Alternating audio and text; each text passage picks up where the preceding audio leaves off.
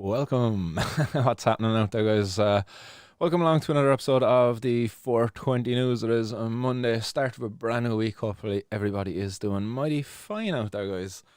Pull this hat down a little bit more. We get that branding out there, guys. Oh, wrong way. All organic cotton, guys. But what's happening? I see a few comments coming in there in the hot box. I hope it's getting nice and smoky out there, guys. What are we? 3 minutes after the 420 mark. It's a Monday, so yeah, any excuse to blaze one up.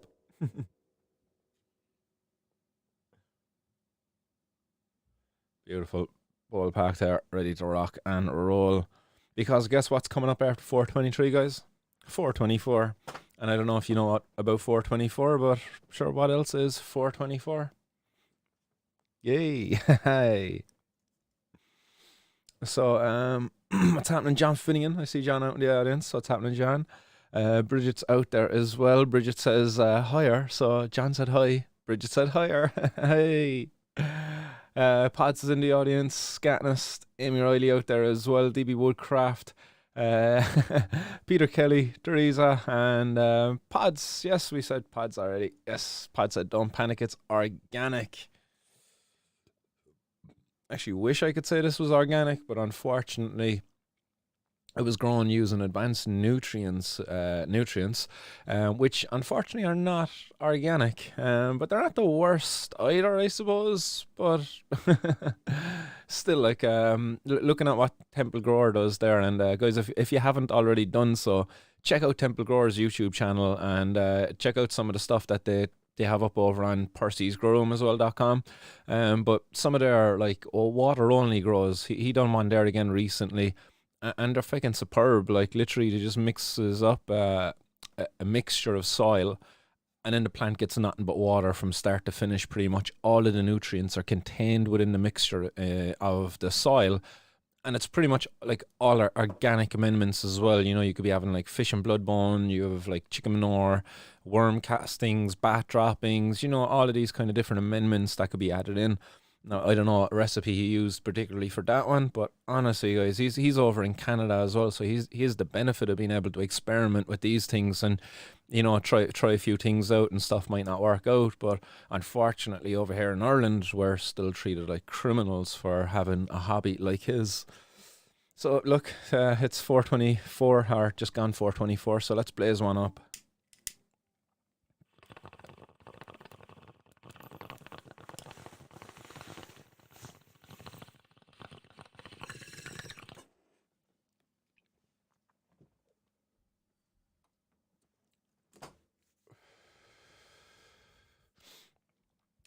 It's funny enough that we talk about Temple Grower there, actually, as we are still, or no, actually, we're not smoking Temple Grower's genetics.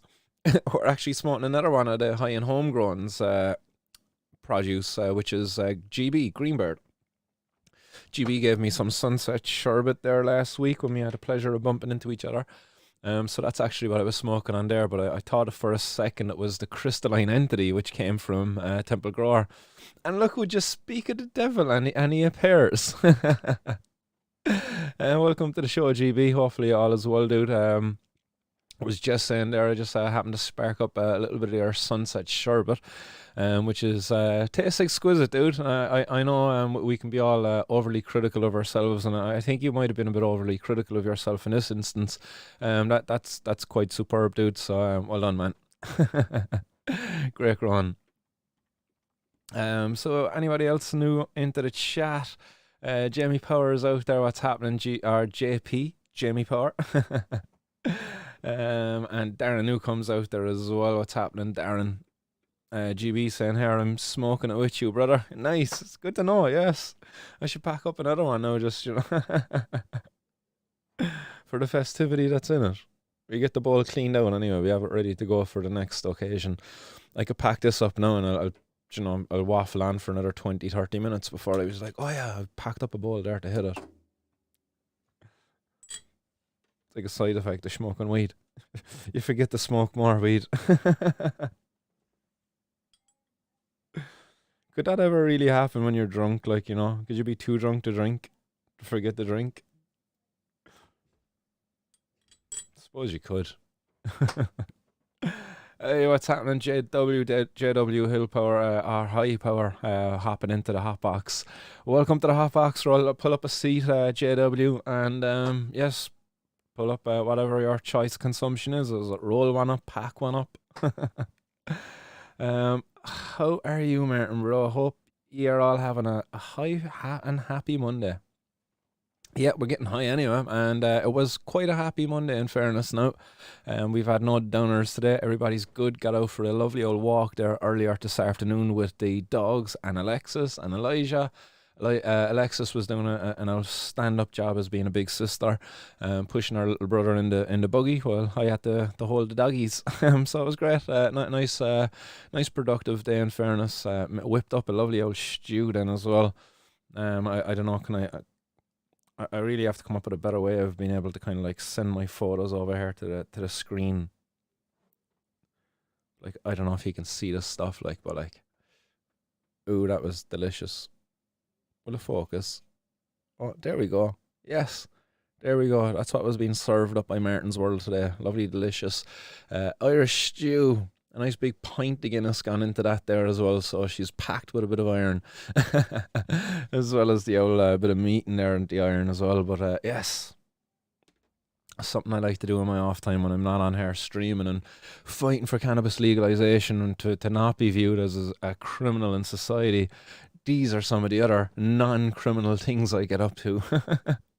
So just cooking dinner for my family, like who would have thunk it, you know? But yes, we have a couple of headlines for you today anyway, so let's get stuck into the first one. It's coming from the Echo Live, straight out of Cork City. So the Echo Live, Echo is, it used to be the Evening Echo, but now it's just the Echo. But we'll get this up on screen so you can see this as I look through it. There we go, boom. So this is basically saying that drug use has continued to go up within the student population, which is no real surprise. Come on, in fairness, like who anybody out there really surprised by that headline? You know, drug use among students on the rise. Do you know? Come on, like that's no surprise. If anything, like, is it that students are more comfortable with disclosing that they use drugs? So now, you know, we have got a bit more of an honest picture of the drug using population, at least within the student cohort of the Irish population anyway. You know, because if you went back like 20 years ago, like how many people out there would have been so forthcoming with that bit of information that, hey, yeah, look, I'm actually engaging in some illegal drug use. You know, we weren't the same society back then as what we are today. So people are a bit more forthcoming with this information because, yes, the drug use has become a lot more normalised within Irish society now. And not to the point that people are very forthcoming with this, you know, that as part of anonymous surveys, people will disclose this information, I suppose. But still, you know, that there is a lot of stigma out there which keeps people and the people who use drugs, you know, us getting a proper picture of who it is that uses drugs out there. But this is coming from Dr. Michelle Byrne, who is a UCC lecturer. I think she's in the psychology department, I believe. Says it up here, actually. Principal investigator of the study, Dr. Michelle Byrne. No, it doesn't say what department she's with. It'll probably get into it there in the article. But it starts off with, if you had a loved one or a friend in college in Ireland and you worry about that they may be taking drugs, perhaps you should look away now or perhaps not. Like a bit of fear-mongering. Perhaps it's better you have an up-to-date picture of the level of drug taken among students to decide for yourself just how risky the situation is or is not. If you do want a clearer view of the situation, then read on. I have just had the privilege to lead a team of researchers from the University College Cork to complete the most comprehensive study to date on the issue of drug use among students in higher education in Ireland. And the link is there, so if you go over to echolive.ie, follow the headline up there, you'll be able to get there, click this, and it should bring you then to the, oh no, it just brings you to another article. Okay, sorry, I thought that would have brought you to the study. Never mind. She goes on to say that 21 of the publicly funded HEI higher education institutions took part in the survey, including the MTU, which is the Munster Technical University, a technological university, and University College Cork, UCC. And responses from over 11,500 students were analysed. Students from first year undergraduate through to final year postgraduate level provided their responses anonymously, as I mentioned already, ensuring that the survey is truly representative of the situation on the ground in campuses in Ireland today. Over half of the students surveyed said that drug use was a normal part of student life, while it is true to say that that most students in higher education in Ireland do not take drugs regularly. A sizable portion of them do. So some of the key findings are as follows. And there's a bit of a quote up here as well. I don't know if it's going to be read later on, but it says the data may well come as a surprise to parents of students and to presidents of college. It will not come as a surprise to the students themselves, however. So what does that say, really? Like, because I like, are they speaking out of turn here for the parents, really? Like, because I would imagine that the parents are very much more in touch. But I would definitely say to this one, the presidents of college, like, well, what's to say to the president? Like, how out of touch is the president of the college with the student body, you know? Because, like, let's say in UCC, for example, I know for that the Students for Sensible Drug Policy have been on that campus for close to 6 years now. And the president of the college has never once, from the best of my knowledge anyway, engaged in any meaningful way with that society. Now, that society is not a society which promotes drug use. It promotes harm reduction. It promotes more logical thinking around how we deal with drug use in our society, because currently there's no logic in the prohibition and to kind of just bury our heads in the sand around it and let's hope things get fucking better. And it's not. It's getting worse, like progressively getting worse.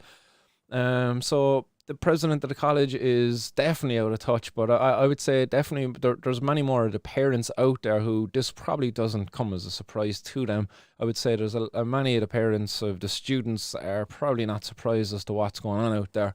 At least me as a parent anyway, I suppose. Well, I'm much different to many other parents out there, I suppose, but I would definitely think that it's not much of a surprise to many of the parents today anyway.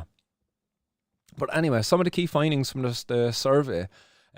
Only over 1 in 2 students use drugs at some stage in their life. And this is referring to illegal drugs here. So this is 1 in 2 students. So 50% of students had used an illegal drug in their life. So again, what I take from that there is that there is 1 in 2 students are failed by people like Frank Feehan and Minister of Health Stephen Donnelly, because their policies put these students in much more harm's way and a much more graver risk, because they have to source their drugs from the black market, from unregulated sources. So therefore the risk is exponentially increased, because the cannabis they might get, the ecstasy pill, the cocaine, or whatever the drug it might be, it's going to be much more dangerous because there is no regulated avenue for them to get it. Like, even for students, if they want to engage in, say, the smart drug use, I was only talking about this actually last night with my brother about, like, Adderall. Like, you can't just go in and buy Adderall and stuff like that, these smart drugs, study drugs. But there is ways in which you can go in and, like, say certain things to your doctor, and your doctor prescribe them to you. And students know about this, and look, if they want to exploit that, they're going to exploit that. But look, there's a bit of a safe, regulated way in which they can get access to them. But still, you know, for many of the other drugs, there is none, and therefore the danger is incredibly much more apparent, I suppose, or apparent, is that the word? I don't know, but it's definitely much more increased. Over 1 in 3 students use drugs within the past year. So again, another kind of an alarming number, really, again, in light of what I just said. All of these students, 1 in 3 students, 33% of those students who had used drugs within the past 12 months of that survey, risk the danger of consuming an adulterated substance, you know, cannabis containing a synthetic cannabinoid, cocaine containing, you know, fentanyl, you know, that's the extra extreme side of it, you know, where the likelihood of an overdose there is, it's unavoidable. If you mistake cocaine for fentanyl, it's 1 in 4 males and 1 in 6 females use drugs within the past month. So there you go, one in four males, so 25% of the male cohorts there, and one in six females. So what's that percentage wise? That's less than 20%. So that's again, there you go. That's why guys are much more likely to die earlier than women. um, but again, another it's kind of an alarming one, really, because this the those people are much more at risk of overdose, and again, if you're a male, one of four males there, you're much more likely to get stopped by the authorities as a male than you are if you're female. But still, look at it, like one in six of the female, there's not much of a difference there. You're talking about 25% versus, geez, what's the 1/6 is like 30, half of 33, geez, 15, 16, 17, like somewhere between 16 and 17% there, so there's like not even a 10% difference there. But like when you look at the courts, what do you see in the courts? It's like 95% of cases are males. 5% are females, even though there's actually only about a 10% difference in the drug using population in those genders. So again, there's a bit of a sexism there in the application of our laws, but we won't have a campaign out there. We'll fight for fair fucking wages for women, but look, we will say nothing about the sexism there when it comes to the application of our laws. Next, we go on. It says cocaine is now the second most common drug used by students after cannabis. And again, that's an alarming statement, because cocaine is much more likely to be stamped on, to be contaminated with other substances than cannabis. That's not to say that cannabis isn't, but cocaine is much more likely to be contaminated with stuff that's much more dangerous too, as I mentioned there, fentanyl as an example. But another more common one is the denticane or something like that, or lidocaine, whatever it's called. It's like that dentistry kind of stuff. That's a common adulterant there in cocaine. It like numbs your gums. But in cannabis, I suppose the danger there with cannabis is if you're getting edibles or if you're getting vape carts and stuff like that. Again, a big danger. But again, I suppose like the thing is like the remember, like, is this 25% of males, this like 16 to 17% of females, they were still able to get their drugs, even though their drug of choice was illegal. It's like the policy has failed. It's like it's failed here for this over 50%, who've used it in their lifetime, this over 33% who've used it within the past year. Like the drug policy didn't prevent it, but what the drug policy did do is it made it much more riskier, not only in the instance where they're taking the drug, but even when they're just carrying it in their pocket. Because like if they were to get caught at any point, like, man, their whole career jeopardized.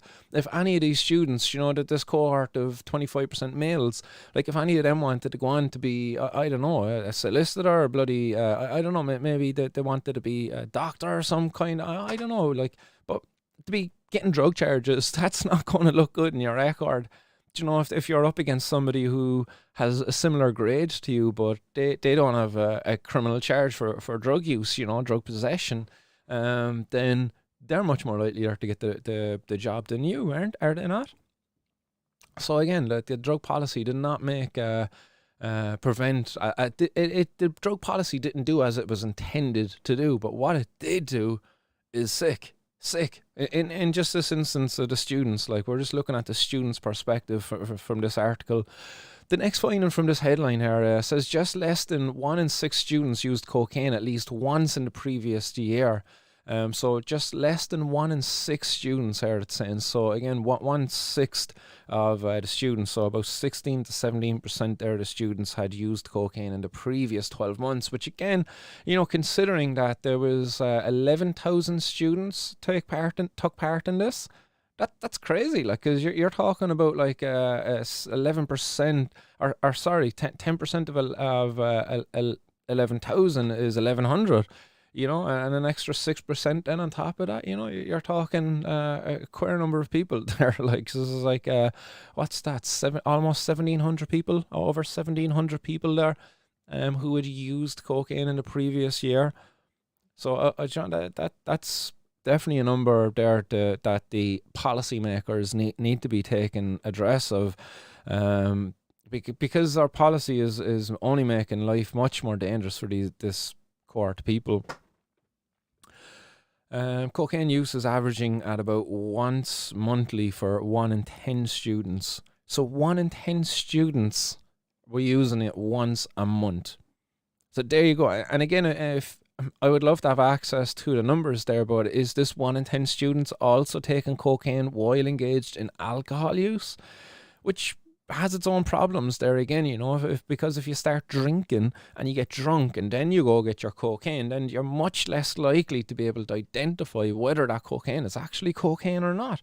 You're much less likely to even give a shit whether it's cocaine or not, because you're fucking drunk. Like, all right, you got a bag there for me. I'm locked, but I'm down there, but I'm down sober lane there, So I'm just down a bag there, but I need to try to sober up, It's like, it's like, yeah, not a bother. And next, or down our eyes, a bag of fucking lidocaine or whatever it's called. That dentistry drug. Over 1 in 2 of those using drugs monthly are at moderate or substantial risk of harm. But like, what is the harm from? Like, they're talking, like, I'd imagine they're only ever looking at the risk of harm from the drugs themselves. But what is the risk of harm caused by the drug policy? Because, like, I will acknowledge, if you're using cocaine once a month or whatever, look, that you might get away with it, and there is potential harms there associated with that. But if you're getting proper, nice, clean cocaine, like, and you're not abusing it or such, like, what are the real risks there? I don't know. It says 1 in 2 drug users reported they would not like to reduce their drug use. So there you go. Like, that is an alarming enough out findings, in fairness, like, considering our drug policy in Ireland is just so fucking barbaric. It's incredibly outdated as well. You think that these drug policies were put in place back in the 70s when drugs were not as prevalent in society. Drug use was not at the level it was today. But now that it is, our drug policies need to adjust to reflect that, surely. Considering that 25% of the male student population here, like 25% of over 11,000, like you're talking about over 2,500 students there who had used drugs within the past month of this survey, like, and that could be anything from cannabis to cocaine, heroin, and everything in between. It goes on to say in this article then, COVID-19 saw a net reduction in levels of drug use, 1 in 4 students increasing their use, 1 in 3 reducing the use, and the rest remaining unchanged. Over 1 in 20 students describe themselves as having had a drug or alcohol problem, and behind these headline figures lie other Behind these headline figures lie other interesting data. For instance, cocaine use by students appears to have increased significantly over the past 20 years.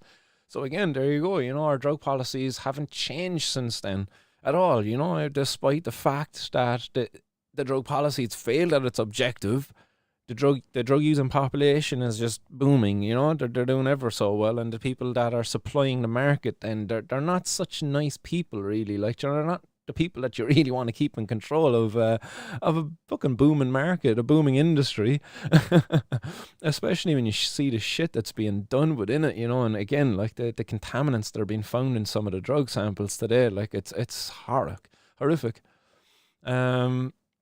It says in 2002, an earlier study of student habits in 21 of our colleges revealed that 5.8% of students surveyed had used cocaine in the previous year. In our study, this had nearly trebled to 15.7%. And it says in students categorized as current drug users, many started taking drugs at an early age while still in secondary school. Again, that's another alarming statement. Like, it's like, okay, look, I started using alcohol as well while in secondary, but at least the alcohol I got while I was in secondary came from a regulated environment. Again, the dangers I faced when I was getting my blocks of hash and stuff like that off of the local dealer above in the Glen, like, it was, anything could have fucking happened. Thank God it didn't, I suppose, but, anything could have happened. 1 in 4 current drug users had used cannabis under the age of 16. 1 in 3 had taken cocaine between the ages of 16 and 18. And there you go. Like, this is another one. Like, if these people who had used cannabis under the age of 16 Like, and if they were the ones who later went on to use cocaine at the ages of 16 to 18, like, would that have happened had they got their cannabis from a regulated environment? Like, because when you go and buy alcohol from the off license, there's no real danger there of another drug being pushed on you. You go get cannabis from a drug dealer, and they're selling cocaine. They're gonna be like, "Come here, do you want to try this there? Like, here, try a bit of coke there, see if you like that there, and if you want some, I'll tell you some there the next. I'll give you a tick as well, sure." So, like, again, the dangers of the policy never been addressed in any of these studies. It's always been overlooked because it seems like the study authors are probably arguing in favor of a prohibition model. But again, look, I don't want to speak for the study authors. I'll let them speak for themselves. I'll send an email to Michelle's direction and to some of the students involved in this, and to see what their opinions are, behind these figures. See if they have any further statements to make. But for me, I think that it'd be great if these people, if Frank Fian and Stephen Donnelly were to have a look at this and to kind of say, "Come here, look, just admit the failures of prohibition. Students are getting access to drugs. 25% of the male student cohort there within this population were using drugs. It's something needs to be done to protect these people." It says the commonest reason given by students for using all drugs types was to have fun other than cannabis, which students describe as using to help them relax, which is very interesting actually. It's that cannabis is actually not really a recreational drug, therefore, after all. While it can fit the bill as a recreational drug, many of the students are describing it as a therapy. It's almost like a tool which helps them to relax. It's kind of like a much stronger form of chamomile tea, if you will. You know what I mean? It's just like a chamomile tea that you don't drink, you smoke it instead, or maybe you ingest it in some other form. But again, it's like chamomile but just better. And it seems like many of the students are describing just that cannabis is a tool which they use to benefit them, to help them relax, unwind after maybe a stressful week, deadlines, blah, blah, blah, whatever it might be, part-time jobs, increasing cost of living, fucking rent skyrocketing. Of course you'd want to just smoke a bit of weed and watch some Netflix and try to forget about that shit, and then you get your Netflix bill and it's like, yeah, they're increasing the price of their shit too, and it's like, shit. Thank God my drug dealer, my weed dealer isn't putting up the price of weed. Because you know what, that's an interesting thing. While there's definitely people getting ripped off out there, and I'm hearing the stories of 2 gram 50 bags and shit, like, still, no matter what, like, if you ask people, like, €50 worth of weed, what should you get for that? Like, people will still say, like, 3.5 grams, thereabouts, depending on where you are, but, like, it hasn't changed too much. And I'm not saying that people aren't paying 50 quid for 2 grams, but, like, that's kind of the average. And that was the average if you went back, like, 10 years ago. Like, there hasn't been much of a change. I'm looking at fucking petrol at the moment. Like, petrol is like, it's nearly €2 a litre there, like, in some garages. It's mad. So in some senses, like, thank God the government haven't got their hands onto cannabis, because I would hate to be seeing where the price could be going under their kind of regulation. When asked, most students who use drugs reported that their drug use had neither negative nor positive impact across most areas of their lives, including academic achievement, relationships with others, physical and mental health, and even their finances. They reported that drug use has a strongly positive impact on their social lives. So there we go again, like this statement again, like if students are reporting that their drug use is having a strongly positive impact on their lives, then again, what business is of the government to be infringing on that? But not only infringing on that, but to be making this like strongly positive behavior, and not all the time, but what they're describing here, their drug use has been strongly positive. Like, why has the government got a right then to make that much more dangerous for them to engage in? Surely the government's job here should be, right, this is having a strong positive impact on the social lives of a certain cohort of students. Let's do everything we can here to educate them on, like, dosages, body weight dose relationships on certain drugs, mixing polydrug use. Polydrug use is a major topic that needs to be covered within the drug using population. Again, there's a lot of myths out there, about, say, coming down off of stuff. Some people say, oh, drink a load of orange juice and stuff like that. Again, there's not a lot of science out there to back that up. But there is some other science to back up, say the use of black peppers to help combat somebody who's having a bit of an anxiety attack, I suppose, after smoking a bit too strong of cannabis. But again, these are the types of campaigns that people like Frank Fian and Stephen Donnelly should be financing and pushing, instead of, this war on drugs that we're having, that's just having such a devastating impact on so many people across all walks of life in our society. It's from the most vulnerable communities out there, the lower socioeconomic fucking bracket group communities, to even the more middle and upper class communities where their students are going to colleges and they're bloody getting preyed upon, or their students, their kids are going to the college and they're getting preyed upon then, while at college by drug dealers and even by cops trying to fucking make a name for themselves in the local community, and they're willing to bust fucking anybody. Let's finish this article and we'll get your comments then. Sorry, it's taken me a bit longer. I've kind of went off on a few old rants through this one. Keep your comments coming in anyway, and I will get to them in a couple of seconds. Oh, correct me if I'm wrong on anything as well, guys. Don't be afraid to challenge me as well. If I'm spouting some nonsense here, pull me up on that. But it goes on to say here, it is surprising perhaps that less than 1 in 2 students who use drugs want to reduce or stop using drugs. They appear very confident of their ability to stop using drugs, with a score ranging between 8.5 to 9.5 out of 10 as their estimate of their ability to stop taking drugs once they decide to do so. So again, there you go. This is to be acknowledged. This needs to be taken into account by our policymakers out there. That of the drug using cohort here within this, that the majority of them are very confident that they have not got a drug use problem. And those who do, they addressed that up here, that there was a cohort of the population who kind of said, yeah, I probably had a drink or drug problem there at some point.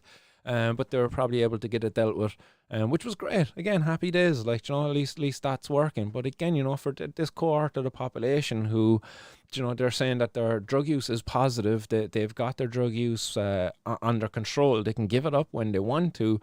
But it's a kind of well, it's positive. Well, why should I give it up if it's positive? It's not impacting on my social life, my work life, my academic life, whatever it is, whatever that may be. It's not impacting negatively on any of that, so why do I have to give it up? Why? Oh, why is there a cop going to kick in my door and, take away me from my family because, I consume cannabis? It says here, the clear message from this landmark study are that drug use among students in higher education in Ireland is increasing, having started for many students while they were still in school, secondary school that is. So students accept it as a normal part of student experience. Those students who do not use drugs are not minded to stop. They believe drug use is doing them a little harm and they can stop whenever they want to. If we want to reduce the harms our students are experiencing through their use of drugs, it is important to base our actions on data and evidence. And it says the DUHEI survey provides both data and evidence. Why not take a closer look at and it gives the address there. And it says Dr. Michelle Byrne is the head of the Student Health Service in UCC and the principal investigator of this particular study. And there's her email address, and I will be popping an old email off there to Dr. Michelle Byrne. I'd love to have her on the podcast. I'd love to discuss this study further if she'd be willing, to go through some of the data that came back from it, because I'll definitely make an effort there to go through some of it, but just even those points that are shared in this, I'd love to just discuss those points. Excuse me. Boom. Just look at your comments coming in there, as I lost a lot of them. JW Hillpower saying, JW High Power, I keep saying Hillpower. Fact, cannabis has never been a gateway to drugs, just a gateway to drug dealers because of failed prohibition. Exactly. For a lot of people I know, cannabis has been the only way out of serious addictions. Yeah, I've met many people like that as well who pretty much said the same thing, that cannabis was a way out of their addiction, which was a very beneficial thing, from heroin addictions. Some people said that, that they just gave up heroin and they were able to just chill, have a smoke, cup of tea, and life is gravy for them. Like they're able to get on, hold down jobs. They don't feel like they're addicted in any real measure, in any real way.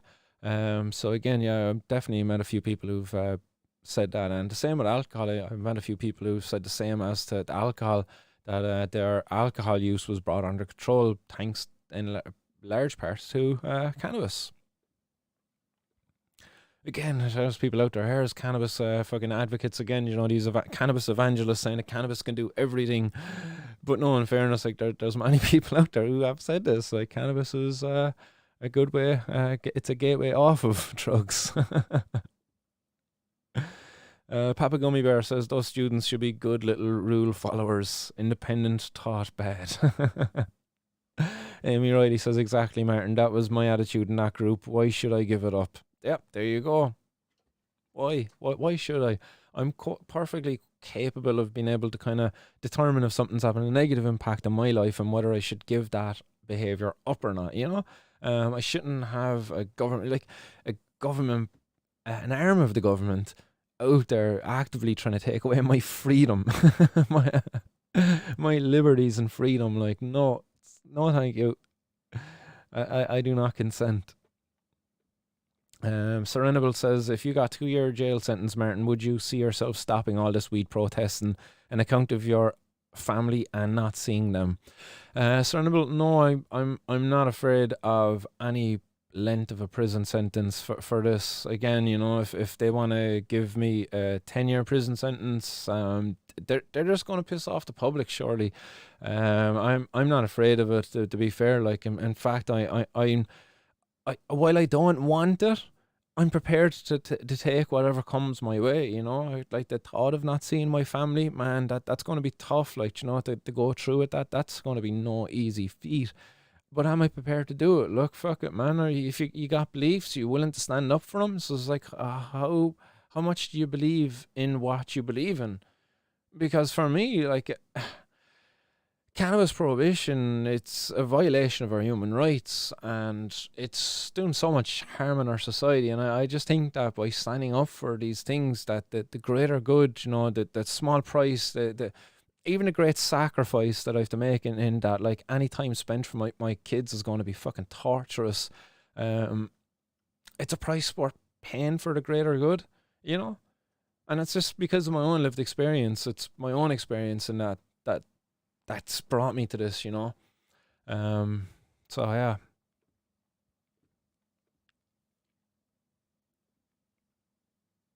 D. Woodcraft says, Frankie boy, very busy these days, planting trees and tweeting weather reports.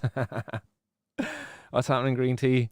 Green Tea says, Martin, we would kick up the most almighty fuss if you went to prison. No, wouldn't stand. Well, there we go, Green Tea. And as I said to anybody else out there within this community, guys, if you've got upcoming court dates, if you've got, the worry that you might be going to prison for whatever crime around cannabis that you committed, whether it be you were growing cannabis, possessing cannabis, even if it's like a sale or supply charge, if you want to come share your story here, and, I'd be more than happy to give you my support and the support of the community, behind anybody else out there. That's kind of one of the primary reasons of the podcast, to create a community of people who support each other. Like that's what the aim of the game is right here in the podcast. It's the hotbox, it's the community that's around the podcast.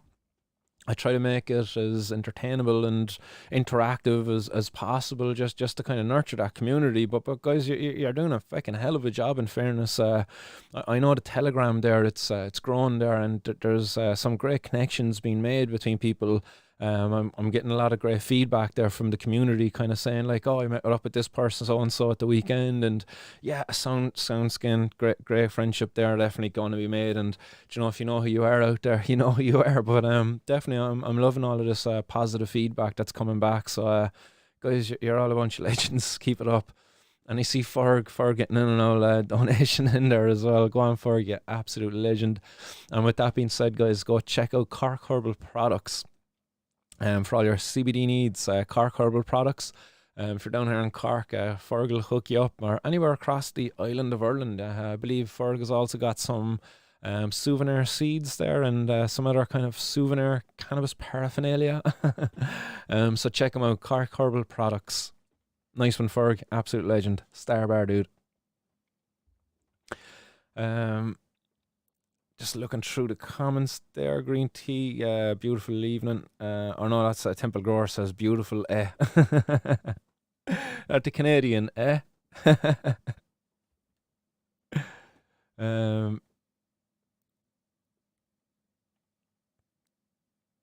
Surrenable saying, check back to the list in the hotbox, Martin, for my comments. Oh, I'll have a look there now.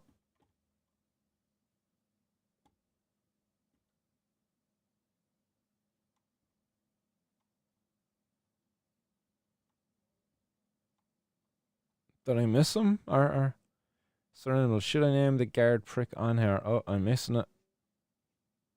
Oh, Surrenable, hello Martin, remember me? I got my summons for the 3 bags of weed that I had on my person last July. That's about 9 grams. I just ran around the back of a building from him after he showed his ID. I could not run very far because of my lung condition, so I stopped and he caught up to me.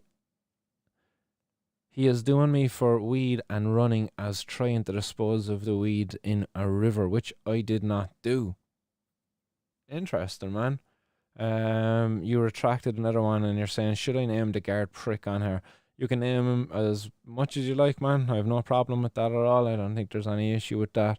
You're just stating the facts of the case. That sucks, dude. Is there any particular advice you're looking for there? But man, that sucks to hear. So when are you up? Is it you got your summons? It's not saying here when you're actually up. But yeah, man, that sucks, Surrenable. Nice one for sharing your story, dude. If you ever want to like come on and share it kind of somewhat anonymously on the podcast, I'd be happy to kind of have a chat with you. I'm looking to put together a series of interviews actually. If anybody out there would like to take part of them, I haven't finished the list of questions yet for the interviews, but I'd like to just have a chat with people who've been stopped and searched by the cops over the last number of years, you know, and you've been caught with stuff, or you've not been caught with stuff as well, you know. If you'd like to just share your experience of being stopped and searched, I just like to ask a quick couple of questions around that, and kind of, I'm just trying to work on a little media project anyway. So if there's anybody out there that would like to share their experiences, just send an email there, martinsworldpodcast@gmail.com, and just put in the reference media project, and I'll be able to follow up with you there. But Surrenable, that invitation goes out to yourself as well.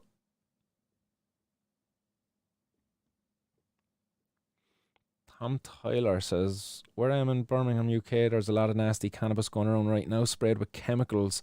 I wish I had access to safe, healthy cannabis. I have had to stop using it for now. That's sad to hear, man, isn't it? You know, that the criminals are doing the job of the prohibitionists. The prohibitionists are the ones who were supposed to be stopping you from using cannabis, but unfortunately, it's the criminals who are doing it because they're making the shit so fucking bad that you don't even want to consume it anymore. It's kind of it's funny one, really, isn't it? Like, you know, it's kind of like who's the good guys? The prohibitionists are supposed to be the good guys, making you stop wanting to use the drugs, but it seems like the criminals are the ones actually achieving that. Amy Riley says, it was definitely a great idea with the Telegram. Love everyone sharing their ideas more and learning from each other. And there you go, guys. The I'll stick the link in the description. I should always be sharing that in all of the shows actually, but it's an open Telegram group.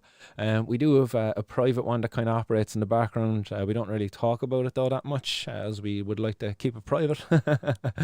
We invite people as we kind of see fit. But if you feel like you need to be included in a private chat, if you have something you want to disclose, just join the public group, and you can message me through that. Then you'll find me on that. Dave says, Canadians are great lads. I have a bro in Canada, hooks me up with rosin on occasion. Nice. Any ever had any issues with import at all, Dave? Dave says one of the reasons the government gave an excuse as to why they keep cannabis illegal is so they can use the smell of it as an excuse to search you. That's a power they don't want to lose. Yeah, there's some crazy stuff there, right? Why they made cannabis illegal. That's a fact. Rasher's chiming in here, says, lad I know from Cork was stopped and searched on his way to your picnic event down there. I think 2 years ago now, literally had whatever in his grinder and got summoned the other day. Yeah, I know that fella Rasher actually, and he messaged me.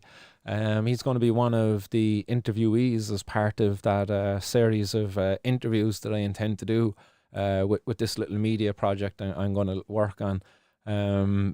But yeah, it's a shit one. I think he had just come out of med, he said, and the cops stopped and searched him just around the corner from med, and he was just on the way down to the picnic.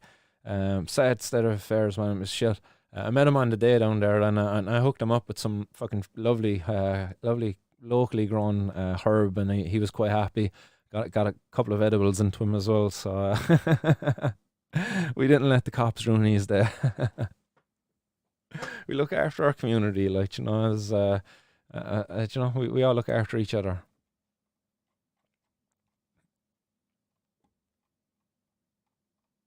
Anybody over there new? Or Facebook? We only got 4 watchers on Facebook. Facebook's gone to the dogs these days. We got one person hanging in there on Twitch as well. But I just noticed there that all of the comments are coming in here from YouTube. Yeah, I checked that back anyway, Serenable, so I haven't seen any more replies there from yourself. Oh yeah, I see it there now actually. Serenable says up in May. Up in May, so you have a bit of time yet.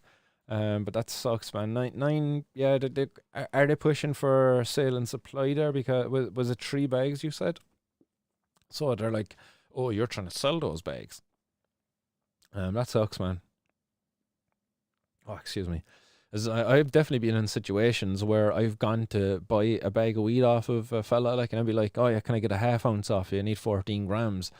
And he'll hand you 4 3.5 gram bags. I'm like, what the fuck is this, like? It's like a half ounce, but it was like 450 bags. Like, I was like, there you go, Ben. This was like, I'll let you off the 50, look. You know, you get the 4 of them there for 150. And you're just like, come here, boy, don't be giving me 4 bags. Like, come on, like, the cops would catch you going back the road. You're going to do you for dealing, like. Put the 4, like, that's the crazy situation with it in Ireland is that, like, if you have 450 bags and they have 14 grams amongst the 4 of them, or if you've got 1 bag and it has 14 grams in it, one of them is personal amount and the other one is going to be dealing because it's broke up into the baggies. Despite the fact it's all for personal use, you know, it's just that my fucking dealer at the time, he was like, he just had 4 bags, and there you go, there's your half ounce. And I could probably do a poll, you know, and I bet you many of you have been in that situation where, you know, you go down to pick up a quarter, even 7 grams off of your local dealer, and and he hands you 250 bags, and next you're like, shit, boy, I have 250 bags, you only want 1 fucking bag.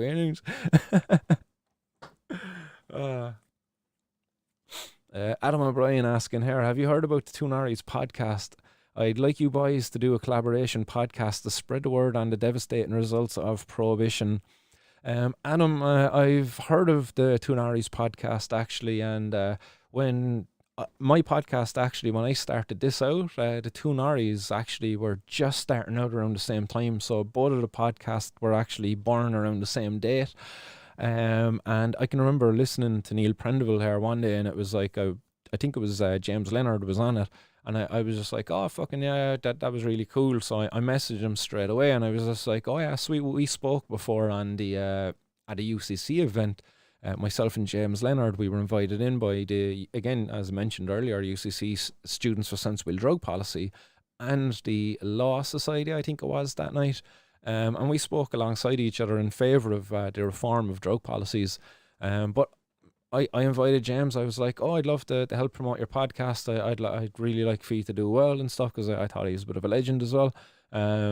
So there was always been an open invitation there since then. That's fucking over 2 years ago. I should really follow up, but I'm terrible. Like, I don't want to be pestering fellas. It's like, if I invite you once, it's like, I don't really want to be inviting you a second and a third time. Like, I don't want to be an annoying person. Like, as if once is not enough, it's like, all right, I kind of get the picture.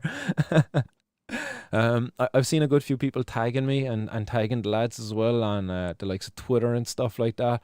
And thanks for that, guys. I really do appreciate that. I would be more than happy to go on the Tunaris. I'd be more than happy to have any of the lads on here as well. But yeah, I've sent that invitation there. They are an excellent podcast. I would recommend go over, give them a listen. They managed to get the Taoiseach on. Like, think about this, right? Two of the boys are two ex-fucking addicts. Like, pills, alcohol. I think it was only one of them was taking heroin. I don't think both of them got into heroin. I think Tim's problem was like fucking coke and pills. If memory serves correct, I could be wrong. Both of them could have done the heroin. I think it was just James who got into the heroin. But look, but who would have thunk, two guys from that kind of walk of life would have a podcast where they would have the Taoiseach of the country on. No, look, I didn't listen to that interview because I bet you they gave him the softest, the most cushiest of interviews, because he would never have come on. And like, I don't really want to be speaking bad of the guys. I think they're doing a fucking stand-up job of what they're doing. But yeah, I think Rashers kind of says it there. It's lazy and easy for them in some sense. I think I would be too controversial for them to have on. I would think so. I think so. I'm challenging the.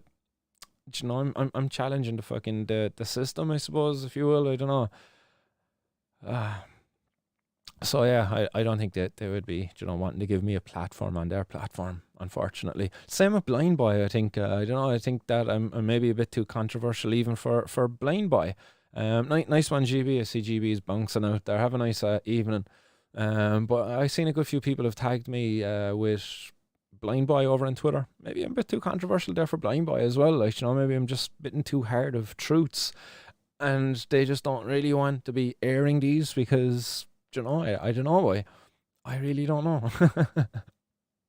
Because I got in touch with Blind Boy even going back when I was running in the by-election down here in Cork. Again, there was a by-election going on in the country. I think there was only 2 constituencies that had elections open. That was after the European elections. That time, I think it was I was running for your man Billy Kelleher's seat down here in Cork anyway. That's what I do know. I think that the other seat was someone's. It doesn't matter. But I was running for Billy Kelleher's seat, and I got in touch with fucking Blind Boy because I was just kind of thinking, I was like, look, I'm an unusual candidate here in this election. I'm a nobody coming out of the woodworks, but I would be very much in line as a good guest on Blind Boy's podcast at that time. I thought I was. Like, look, yes, it was an opportunity for me to kind of get my name out there and to kind of promote myself a little bit. But at the same time, it's like it's an opportunity for Blind Boy to have a real conversation with a real person on some real issues affecting me. Like, because that's what I wanted to speak about with him, is what was motivating me, what inspired me to be there with him that day, to be running in a by-election as an independent candidate where I had fuck all finances. I was financed by nobody. I didn't have any posters up around the place, and the locals elected me. I get 30 people went to the local Garda station and put me on the ballot. It wasn't me going down paying 500 quid to go on, so that was something special in its own right. But he never had me on. I don't know. I just think I was maybe a bit too controversial at the time. Maybe I didn't get his attention at the time. I don't know. But still to this day, he did retweet me once or twice. Claim to fame. Retweeted by Blind Boy. Yay. Scatness saying here, and Scatness says, and what if it was 4 different strains? Their interpretation is stupid, just like having a scales in the house. I measure all my spliffs by ratio, for fuck's sake. There you go. There you go. In Ireland today, you get punished for being a responsible drug user. If you would like to be a responsible drug user and weigh out your cannabis and have it bagged appropriately, let's say, if you would like to only consume a gram a day and you have 7 1 gram bags in your bloody kitchen and weighing scales because you would weigh that 1 gram a day, do you know, oh, all of a sudden you're a drug dealer. Oh, he's a drug dealer and he was selling 1 gram bags. He must have been selling it to fucking 12-year-olds. Oh, lock him up, throw away the key. You know, you get punished for being a fucking sensible drug dealer in Ireland. Think about that for a second. Like, many reasons as to why you have a scale. You don't want to get ripped off by your fucking drug dealer. Like, you know, that's another reason as to why you would have a weighing scales. I had a weighing scales for that reason for a very long time, because why? You go down and buy 3.5 grams, you get back and there's like fucking 2.8. You're going to be a bit pissed off, like, is that's over a tenth of the bag. It's like, come here, buddy. Hey. Sort this shit out there now, or we're going to have a bit of a problem. Yes. So yeah, there's many reasons as to why you have a scale, but yeah, Irish laws are stupid, and I think that's a very good actually point, as well as if it was 4 different strains. Imagine, you know, if you yeah, that was the situation. You got 4 different cannabis strains. Your buddy over in Spain just hooked you up. He sent you over some fucking, you know, tutti frutti. He sent you over some gelato. He sent you over some wedding cake, and he sent you over some of that fucking, I don't know, that Bruce Banner. Do you know, there's your 4 different cannabis strains. And next you're going down to the boys for a game of poker, and you said, look, yeah, I'm going to bring the 4 strains with me there now and down at the boys. Like, imagine trying to explain that to the cop at the side of the road if you got stopped and searched in the way. Guard, honest to God, they're 4 different strains. It's all for my own use. Yeah, sure it is. Sure it is. Like, they're never going to believe you, like, and you get done for dealing then.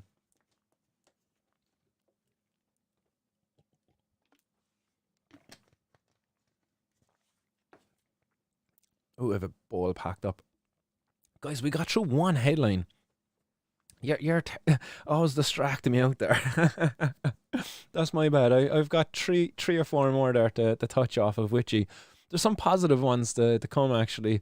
I liked that one with the study, with the survey, because I thought there was a lot of evidence there in support actually of why we need to reform our drug policies. In fairness, I think the author is in favour of prohibition, as I've seen her speak out before, as part of the Cork fucking midnight summer projects or something like that.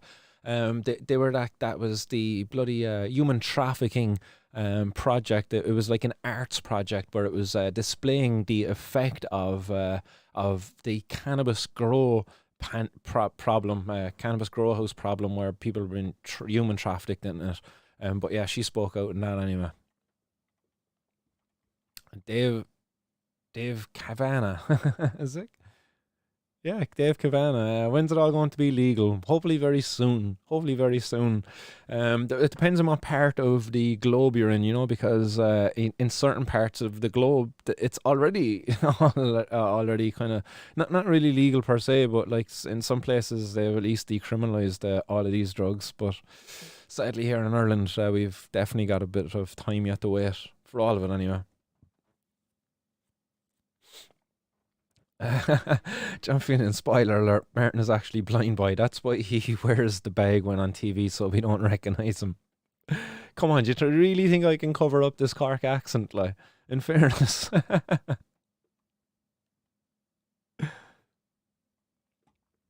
Paddy J says, also arrested in the USA, not divulging anymore in that one. Scary experience, though.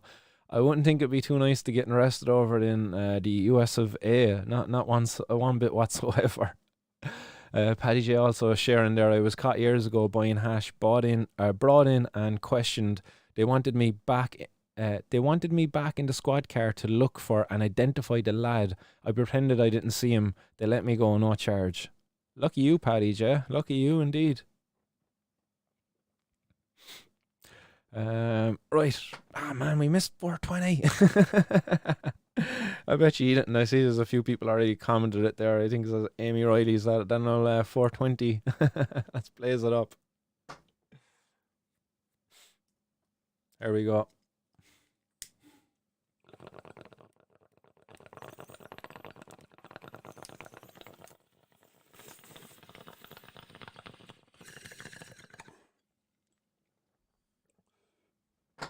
Yum yum. Oh, that sunset sherbet, GB.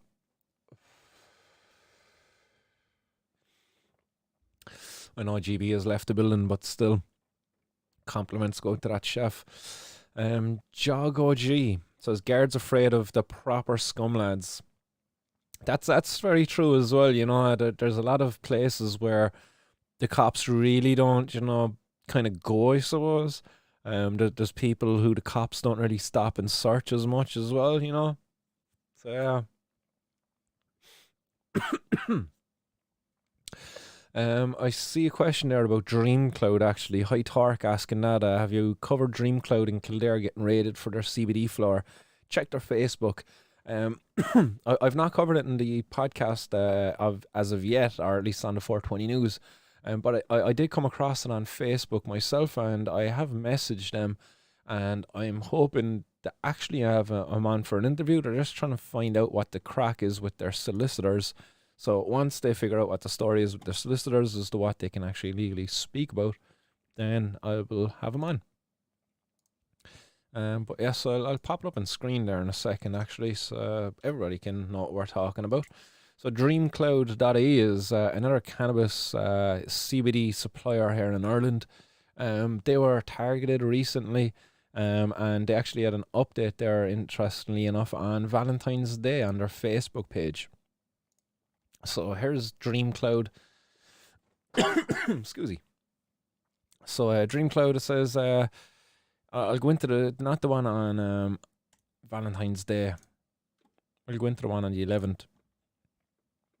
It's a bit of a lengthy old post actually, but it starts off as follows. This is going to be the most difficult post I've ever had to make. It says, as we've made public on Facebook and to all of our customers, we sell CBD products. One of those products is CBD flower, which CBD flower is effectively cannabis flower, the original product from the hemp plant. But this is the problem, like there is no hemp plant, that the hemp plant is a cannabis plant. It's a cannabis plant, and the flower from the plant is a cannabis flower. So this is where some of these companies get into issues. But what they're legally trying to argue is that the fact that this comes from a plant which is made that has less than 0.2% THC. So they do continue with that. This product has always contained less than 0.2% THC, which is the European law for hemp products. So Monday evening, I got a call from my friend who also sells this product. His home and vape shops got raided and they took his flowers. I then expected a visit from the guards and gathered the majority of the CBD flower and had it laid out in the downstairs hallway of my house for inspection. In my eyes, I had nothing to hide and wanted to prove everything we had was below and what most believed to be the limit.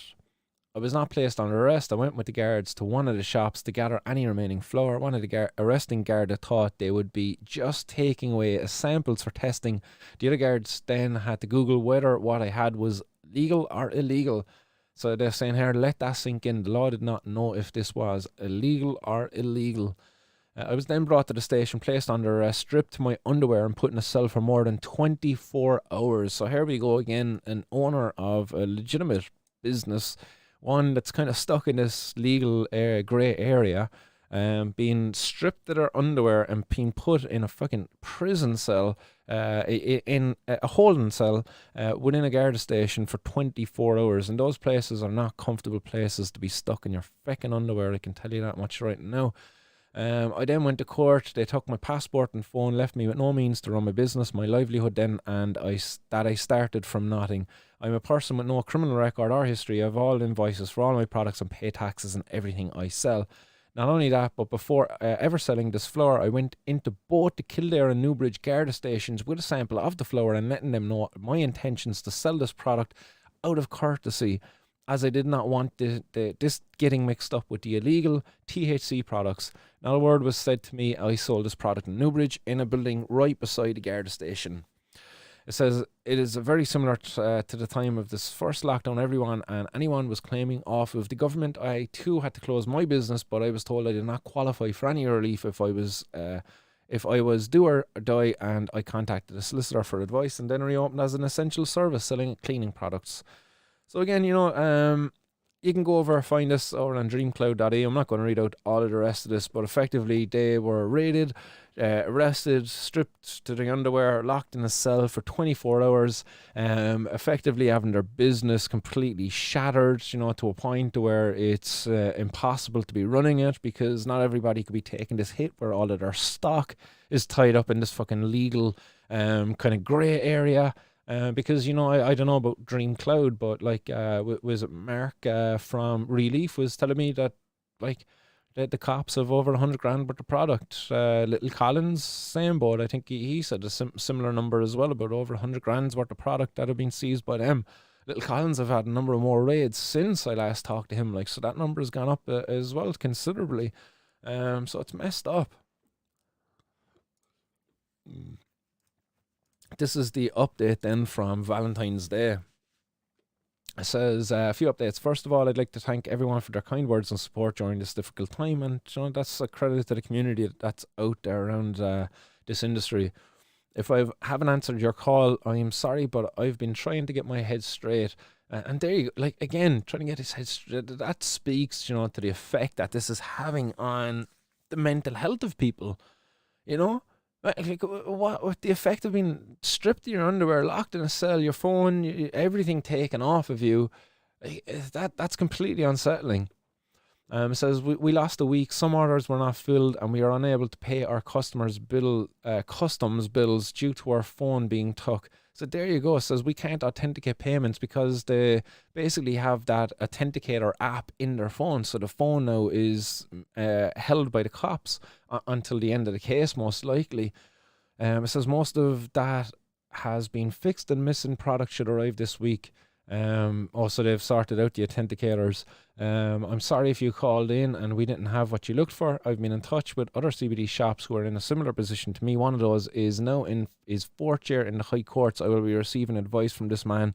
It's nice to not feel so alone. So I don't know, was that Mark or what with the crack? I've still a lot of info to gather, but I'm seeing shops that are going through the courts right now and still selling the very same flower as me. This is all very confusing, and it is, none of these businesses are getting cease and desist, none of these businesses are getting orders to shut down. It's like the cops coming in, raiding them, taking away the product, and this is like business as usual the next day.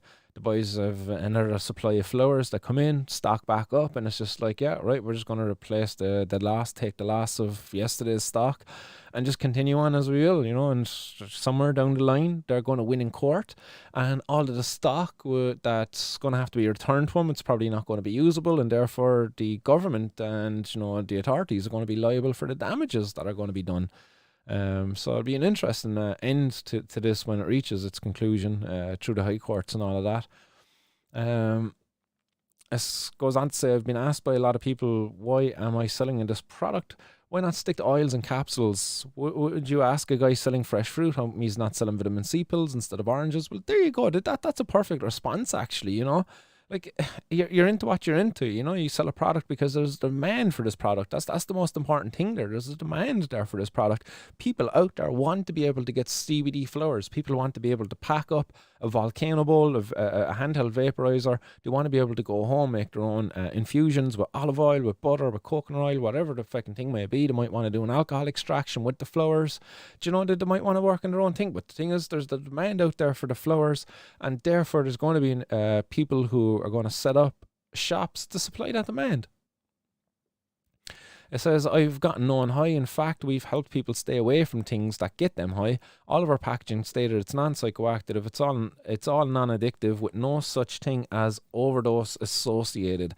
And just for educational purposes, we have both food and water receptors in our body. We need these to live. Well, we also have cannabinoid receptors in our body, so we are meant to be using this plant one way or another. It was put on this earth for a reason. This was a week we were meant to let you guys know about a new website and a retail shop opening. These things are still happening, albeit slightly delayed. Right now, I need to get back to note taking. I'm watching reruns of TV shows, Prison Break. Yeah, humor is a way of dealing with things. If you don't laugh, you cry. And thanks again for the support, everyone. And again, just that speaks fucking volumes there as the effect this is having on a person's mental health.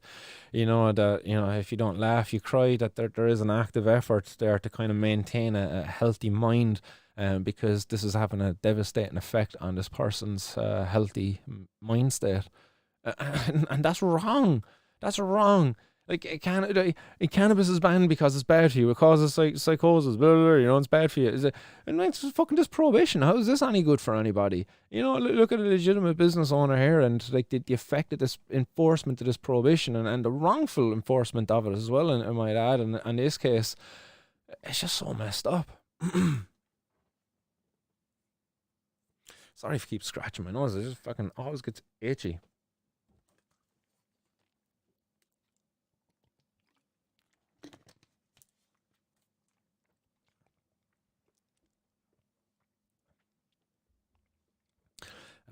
Pokey says green crack CBD bud, 100 grams, only 300 quid in the funky skunk. That's mad. Right, think about that for a second, right? 100 grams for 300 quid, and you take you just take like 21 of those grams, and you wrap it up, and you manage to fool somebody that, hey, that's fucking normal bud. And you sell a quarter there to three fucking unsuspecting victims. You just got your 300 quid back, and you still have what would you have remaining as 79 grams remaining? That's mad to think, like. So again, if they can afford to sell 100 grams for 300 quid of CBD flowers, then they can sell THC flowers for the exact same, and they can probably sell it for less as well. Because again, the CBD industry is a bit of a mess, and it's a bit, it's a bit of in its infancy still, Yeah. Hey, what's happening? I see Outlaw joining in the hot box. Hopefully it's nice and foggy wherever you are, Outlaw. We just rolled past 420 in the Azores Islands.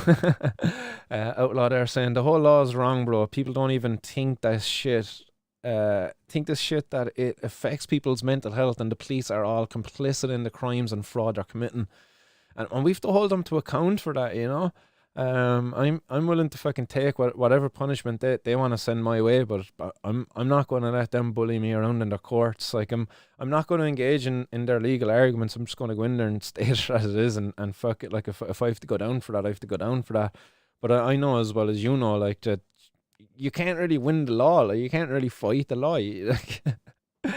But at the same time, like, you got to do something, and like, you can't let them walk all over you. Like, you just can't be a doormat. Like, so it'll be interesting to see what the outcome of my own case will be actually now next month. But like, we'll try not to worry too much about that right now, as Outlaw says. Like, this shit does affect people's mental health, and fuck me, man. I've had my ups and downs there over the last week or so. Like, and not only just because of this shit, as I said. Like, family life. People got other shit that goes on in their lives. Like, but this fucking court shit. It's kind of like the straw that's breaking the camel's back at the moment. Like, it's just something that I don't need to be carrying right now, but it's just like, it's something I can't shake,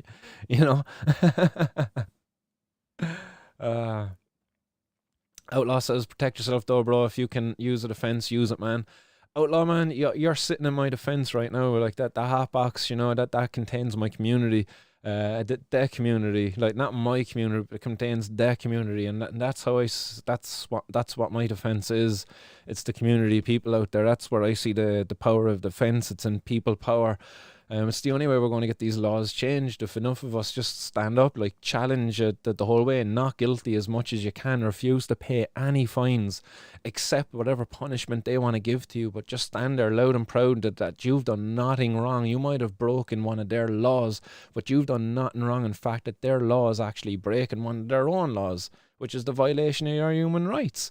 And if you can just stand there confidently and articulately and just be able to get that out, fuck it, just go for it. Like, if we can get enough of us out there doing that, then, otherwise we're going to be waiting a while, like, yourself, Outlaw, like, these judicial reviews and all of this stuff, it's going to take time, and you're back in their arena again. Like, it's just kind of like getting back in the water and taking on the sharks. Like, you got to remember, the people that they only have the power because the people have given them the power. Like, but if we kind of say, hey, come here, you never had a right to do this in the first place. You know, this law under prohibition.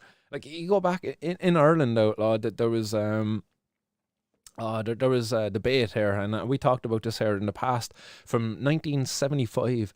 And in that debate, it was brought up at the time that the prohibition of drugs was a possible violation of people's human rights. Even the prohibition of cannabis is going to be a problem around the medicinal benefits that this has a place, rightly so, in the medical listing, you know. But none of this was taken on board, and they continued with it. So again, they knew back then as to what they were doing. It was brought to their attention, and it still continued as they were. They know right now. In Ireland, we had a woman who walked from Cork to Dublin in 2016, and still, nonetheless, you know, only just last year, she kind of got the funding approved there for her child's medicine, which is, man, it's sickening. This whole thing is sickening. I don't want to play their games, man. If they want to lock me up for my beliefs, I'm willing to go. I'm just sick and tired of it, man. I'm a guy who's had enough, and you know, everybody reaches their breaking point. I'm gonna remain calm, cool, collected, and all of that. I'll you know, if I'm gonna go out, I'm gonna go out proud, head high, held high. Outlaw saying that we've tried 4 judicial reviews, bro, and they've all not been accepted and taken on. I wish more people were trying, but we've had no success with the judicial reviews, bro. That sucks, dude. That really sucks to hear. But again, Outlaw, like your defense, like I would love to be able to just to go and try that out here. Like, I don't know, you've seen some of the stuff that I've done here the last time, but again, I have no legal understanding. I'm just one person going in thinking that if we get enough people going into a guard station, if we've enough people presenting themselves to break this law in defiance of the law, on a protest of the law, that's going to bring the system in a kind of an anarchistic way to a grinding halt. Because through just the sheer freaking numbers of people, the paperwork is just going to become insurmountable for the authorities to get through, and therefore the higher ups have to address this. And how are they going to address it? Well, they're going to have to listen to the people who are actually engaged in the civil disobedience. You know, Irish prisons are fucking at a maximum occupancy again. You know, occupancy of Irish prisons, it's crazy.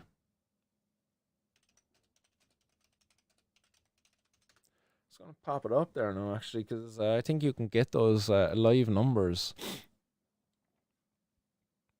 So from 2020, it's saying here, actually. So no live numbers. In July 21.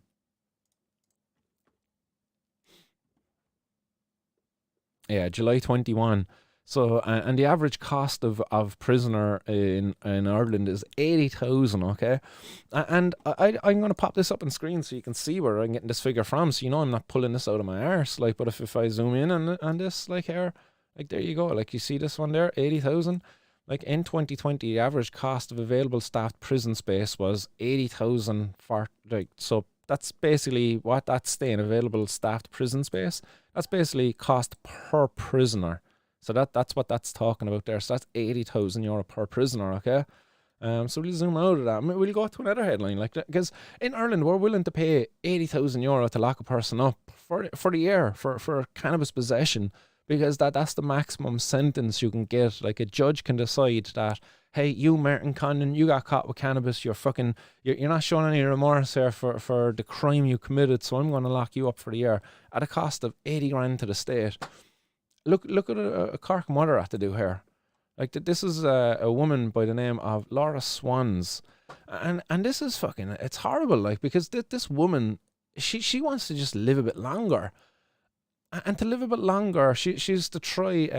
She's basically got a type of cancer, I believe, and the drug is it's going to cost €14,000 a month. And she has to stay on the drug for 6 months before they know if it's going to be effective or not. So she has to raise the money herself, because it's not going to be covered by the Irish kind of medical thing, the HSE and stuff like that. So basically, it's like over €80,000 she needs for that. So she needed to raise 90,000. With the generosity of the public out there, within 6 days now, she's successfully raised 92,000. But like, that's just appalling. Like that, a judge could decide in the morning, if I was in court in the morning and if I was like, to the judge, hey, look, I brought in some more cannabis and whatever, I'm not sorry. That judge could turn around and say, yeah, I'm going to lock you up to this for the year. So that judge has access to 80 grand, just not a bother. Just the crack of his little gaveling thing there. Look, decision done. Martin's locked up for a year. 80 grand the cost of the state. Meanwhile, that same 80 grand, that could potentially help women like Laura Swan live a bit longer, but the state's not willing to pay that money. What? Why? It's like, you're willing to pay 80 grand to stop me from going out and enjoying myself and consuming some cannabis. You're willing to spend the money there. But for a woman who wants to live longer, who wants to prolong her life, you're not willing to spend the money there. It's just like, what kind of a mad world are we living in at all?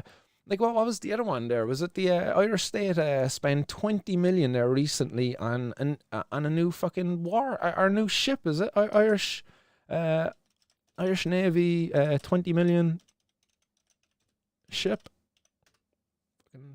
There we go, custom service. Yeah, not the Navy, custom service. Custom service to spend 20 million euro on a new boat to help tackle the drugs trade. There you go, 20 million euro. So guess how many Laura Swans could have been helped with that? Or was that her name, Laura Swan?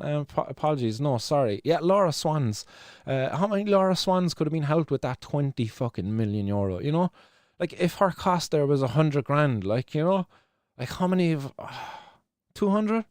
200 Laura Swans, But meanwhile, no, we'll spend 20 million on a boat there to stop the drugs coming in. But hang on a second, like, if the drugs were coming through a regulated avenue, there would be no need to be really stopping them as such. There's still a need to protect our borders and to be having these vessels and stuff like that. Maybe you could actually purchase them then off the back of, the 20 million that would be made from the legal regulated sale of cannabis if it was to be legal and regulated, and taxed. But no. But it's mad, like a woman has to go out there, she has to fundraise to help, save her life. Like, where's the fundraising for this? Like, where's it's mad. Like, I mean, where's the value do we get back for this? That 25% of students, they're not going to benefit from that. It's just going to make it more dangerous for them, because now the criminals, let's say if one of their avenues is going to be cut off, they just have to change it, and that change could make the drugs even more dangerous. Was that not the problem that was kind of blamed for the hash back in the day going bad, because they started shipping it in diesel containers? At least that was a story given, So other people were saying they were soaking it in diesel to add weight. But other people were saying, oh, that's how it was being smuggled in diesel containers, and then the diesel would leach into the hash, like. But, no benefit to this. But look, again, the Irish state, they're not a bother by 20 million. But lady looking the cancers, like, like, what's that meme there with your man, fucking, is it Craig David, is it, or something like that? It's just like, it's like, yeah.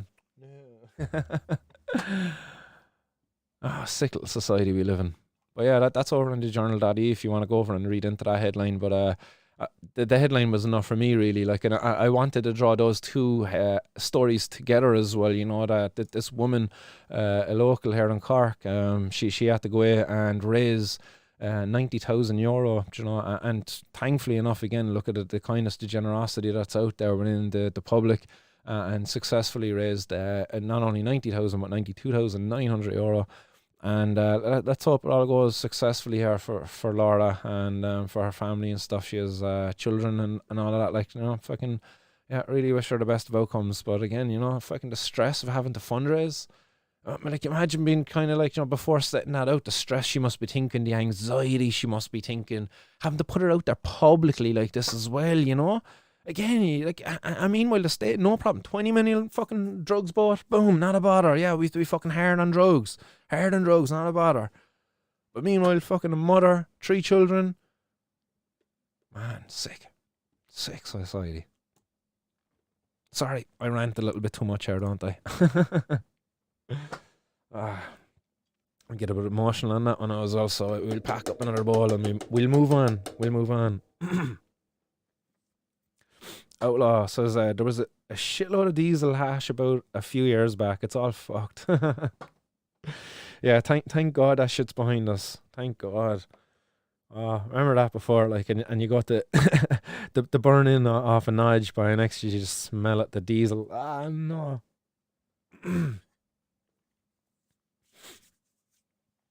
Right, we have a bowl packed up there anyway. Let's blaze one. Paddy J says Senator Lynn Rowan just tweeted that Frank Fian said there won't be a citizens' assembly until 2023. What the actual fuck? Is that true? Let's fact check. Not that I don't believe you, but I just want to go and see what Frank Fian tweeted it, or Lynn Rowan tweeted that Frank Fian said it. Anyway, we're on Frank's fucking Twitter. Let's go and have a look at this Clune's Twitter. So this is the Twitter. Oh, no, where's he gone? Oh, yeah, that's him. Why the hell am I all the way down at the bottom? So this is the Twitter page of Frank Fian, for those who don't know out there. This is the Minister for State at the Department of Health with responsibility for public health, well-being and a national drug strategy. And honestly, if you didn't read that headline, you would think like that he's like the minister for folding his arms, planting trees, and getting his photo taken, you know, and tweeting about like money received by local clubs as well. He's like the local correspondent for donations made or funds received by local groups. But this drug assembly, yeah, we're not seeing much up there. So it's probably over in Lynn Rowan's.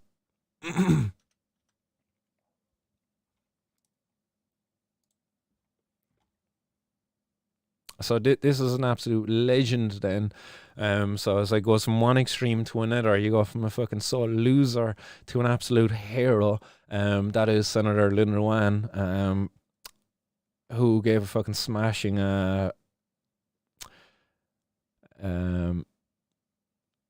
what would you say? I wouldn't really say performance. I was trying to avoid using that word, like, you know, but she really did stand up for the drug using community out there, and that the failures of the drug policies in Ireland at a recent committee on the national drug strategy. Here we go. Here is Senator Nguyen. Frank Fian has now said Citizens' Assembly won't happen until 2023. If this government cares about this issue, then they will support my amendment to end this delay. On Wednesday, we will debate my amendment to this motion on the Citizens' Assembly. So let's see what happens on Wednesday then. But man, that's sad stuff to hear that a citizens' assembly on a drug policy won't be taking place, according to Frank Fian, until 2023.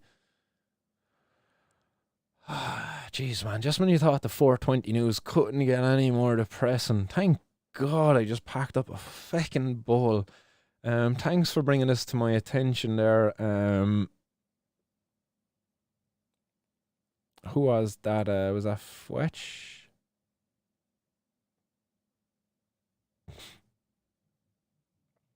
Paddy J. Nice one for that, Paddy J. Appreciate that. This one's for you, Paddy J.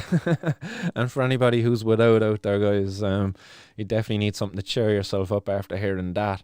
We were really hopeful that this year in Ireland, I've been saying it for the last while, that we'd not had one chance to legalise cannabis. We got two chances because we got Gino Kenny's bill, and then we also have the Citizens' Assembly. But looks like now, unfortunately, Citizens' Assembly is not until next year. Ooh.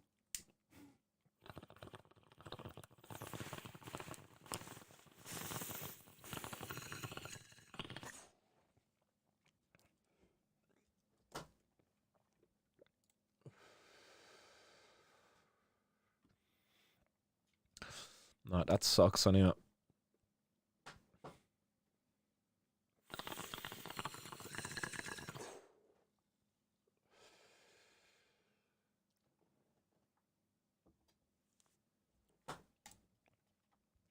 So that's from Senator Lynn Wan's Twitter page, guys. That's an update there. Nice one again, Paddy J, for bringing that to our attention. Apparently, comments from Frank Fian stating that the Citizens' Assembly on Ireland's drug policy will not take place until 2023. Very disappointing.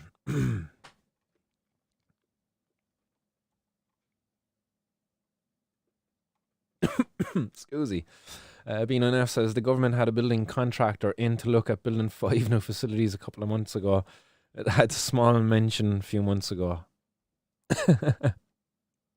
Yeah, and out up air, accept not and dispute everything. Don't change the law and use a valid defence. The more people get acquitted, the more money they're spending. Clog up the courts.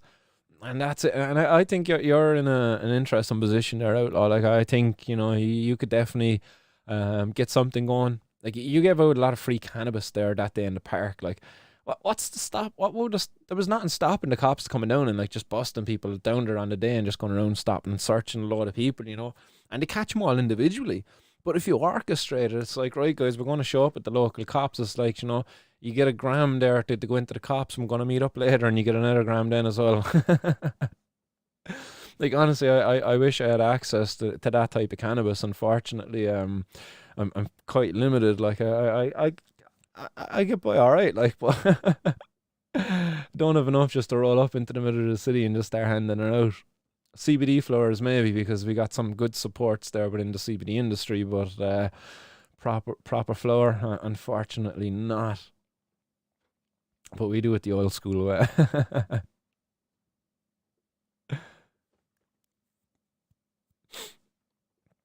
Jog OG says, just shows how behind we are, lads. Judge preaching how dangerous cannabis. Some female judge recently.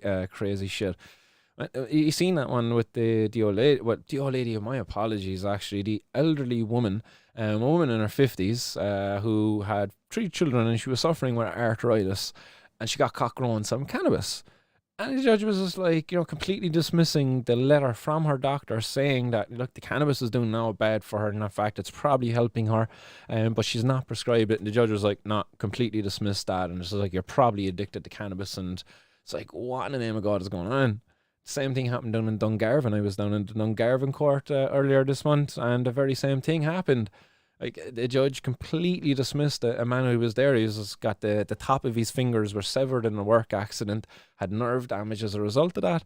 And the judge was like, I've heard this before. Oh, cannabis is helping with my pain. The judge was like almost ridiculing the man for even bringing her up. Like, and I think the guy got a 3-month suspended sentence. I think that was the one where he got a 3-month suspended sentence because he had previous charges there in relation to cannabis. So the judge was like, obviously you're not learned your lesson. Sick. Fletch says, don't know if you've seen this bit of news yet today, Martin's World. If cattle were dying, not humans, there would be action. Citizens Assembly on drugs delayed. Yeah, well, there you go. That's a good headline there. If cattle were dying, not humans, there would be action. Citizens Assembly on drugs delayed. John Finnegan says, effing scandalous. Sick people having to raise that money to stay alive, yet if you were a multi-million company, the government welcome you with open arms and give you a massive tax break. John, we have a really backwards country here, and I don't even really want to get started on the health system because that's been really taking me off as lately, but not for myself, but for others that I know, and hearing their experiences, and it's just like, man, what's going on within it? It's broken. It's like, I thought the justice system was fucking bad, but health systems is not much better. But there's some amazing people working within it, but unfortunately, the system that we're working within is just not fit for purpose.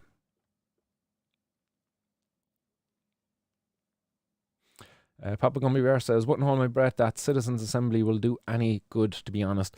Guys, the fact that they're not giving it to us this year means that we need to protest even fucking harder, guys. The Citizens Assembly is just like, right, we're going to do a Citizens Disobedience Assembly. We're going to gather and we're going to be civilly disobedient in the most peaceful and respectful of ways, but we're going to break their law that shouldn't even be a law because it's a violation of our rights, which should be even in a higher form of law. Like, your human rights should be much more important than these fucking arbitrary acts that are put in place by these corrupt politicians. And they've been shown to be time and time again corrupt, especially back in the 1970s. Like, some of these guys, they're morally corrupt, they were corrupt because, the influences by the church and all of this kind of nonsense. again, you look at the stuff with condoms, you look at the stuff with the gay community, and how we treated those situations, again, because of how morally corrupt people are at the time, especially at our political level. And that just has perpetuated us, continue to exist when it comes to drugs, unfortunately.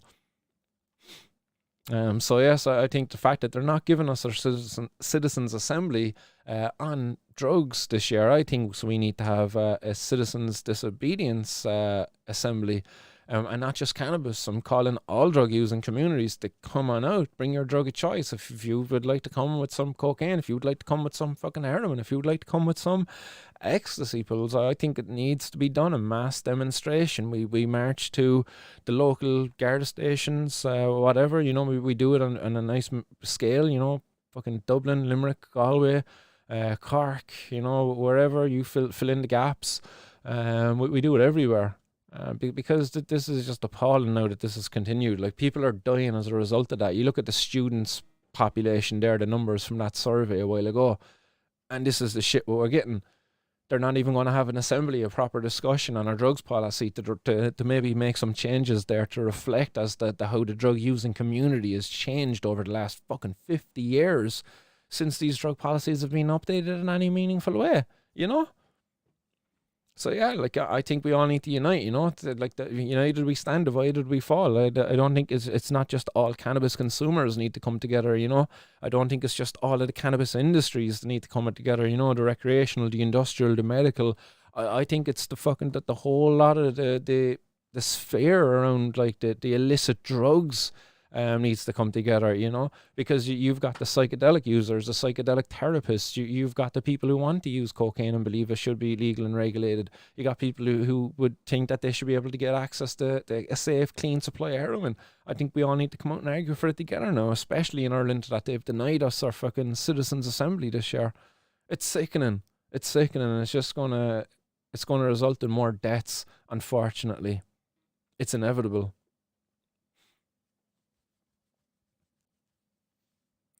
Oh, I was saying here, bro, I walked past them all before I did it, though. I just didn't know what was going on. They thought it was a trap. And I would love to have been there. I'd love to have known if this shit was going down.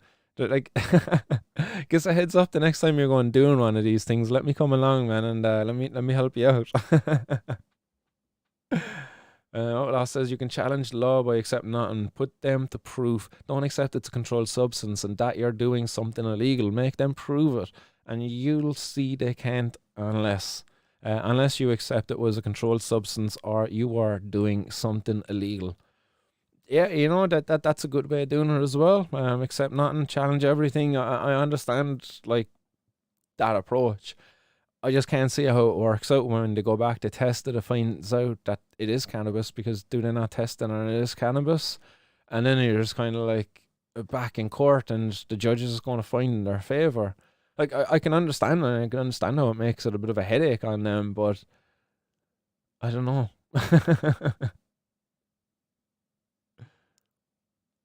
I don't know. We're looking to reach the same destination anyway, man, and that's all I care about. We've two different ways of trying to get there, and that's okay. That's all good. But I was just really hoping that that I don't know, that you had the answers, and that fucking you were going to pull something out of the hat and be like, yeah, this is it, and next, fucking the whole thing just falls away, like, the prohibition has failed. But unfortunately, it seems not being the case yet, like, has it? Unfortunately. Not yet,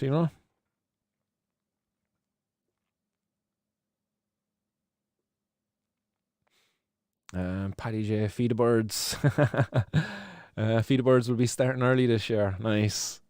That's the job. I'm looking forward to feed the birds, actually. I got a nice batch of seeds gifted there by a couple of kind people, actually. They had a few plants harmy on them, and they were like, they wouldn't want the seeds to go to waste, so we'll be getting those out there around the place.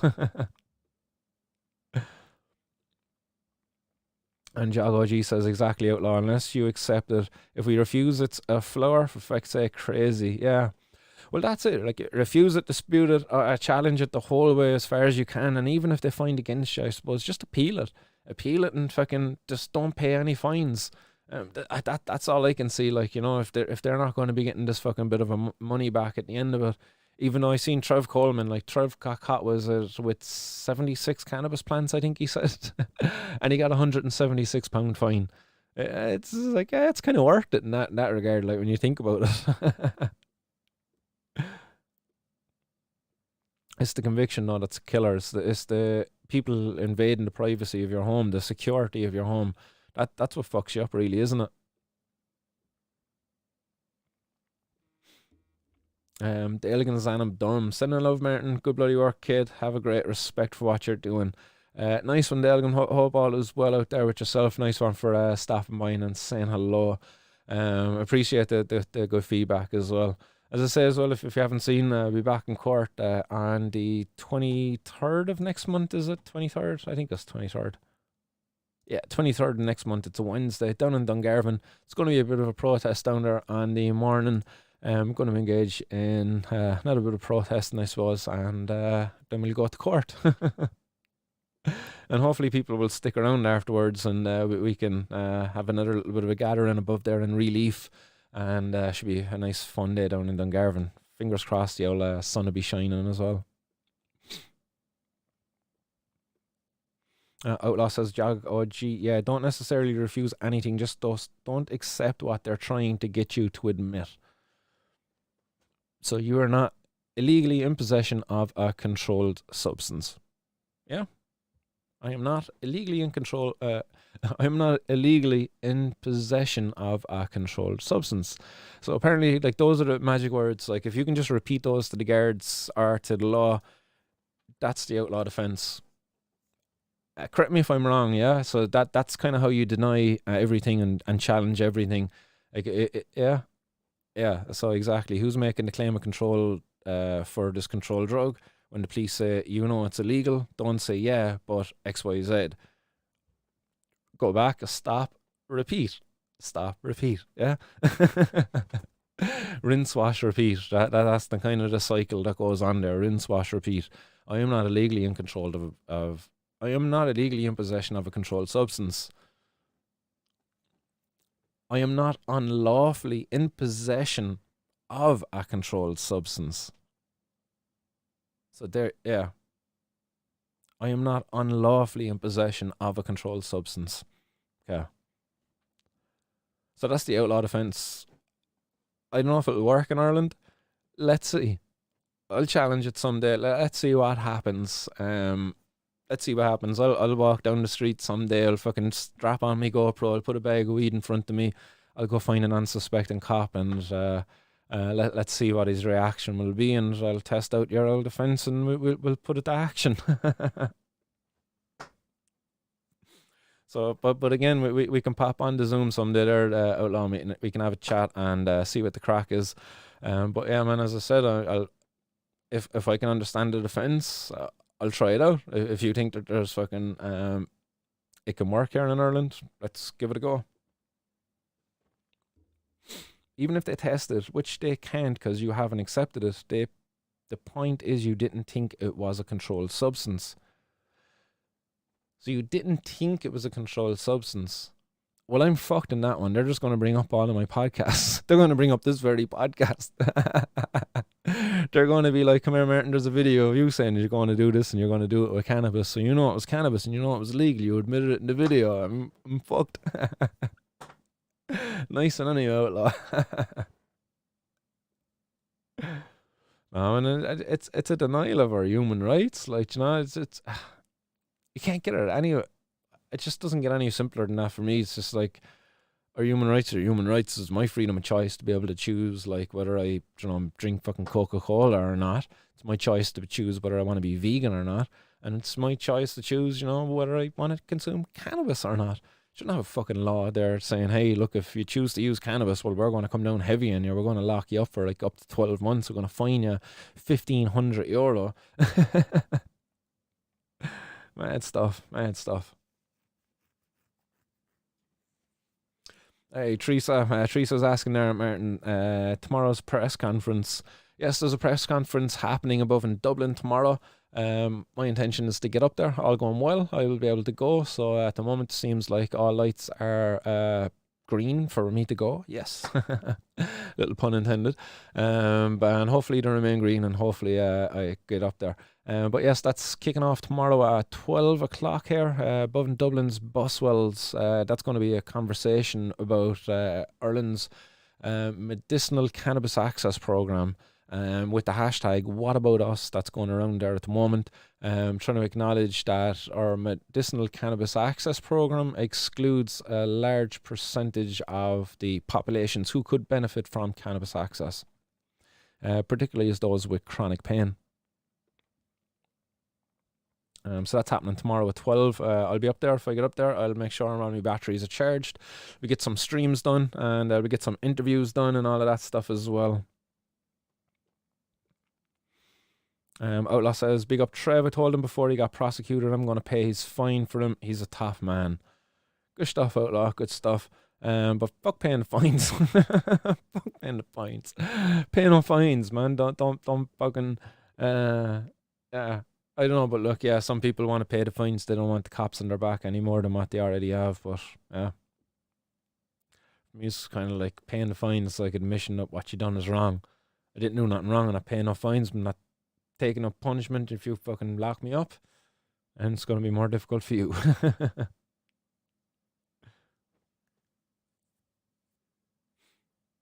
Jago G says, when you buy Norfin Plus, a load of questions from the pharmacist, only take for 3 days. Only take for 3 days. Looking suspect to you. That's stuff for paying no buzz off that. You're talking about the Norfin Plus. What's it got? It's got that codeine in it, isn't it? Yeah, so the codeine is why that's an issue there. Codeine's in Schedule 1, actually. I think codeine is. I think, actually, is. I could be wrong. So looking at Schedule 1 list there the other day, I could have swore I seen codeine listed on that. Hey, what's happening? High and Homegrown is out there as well.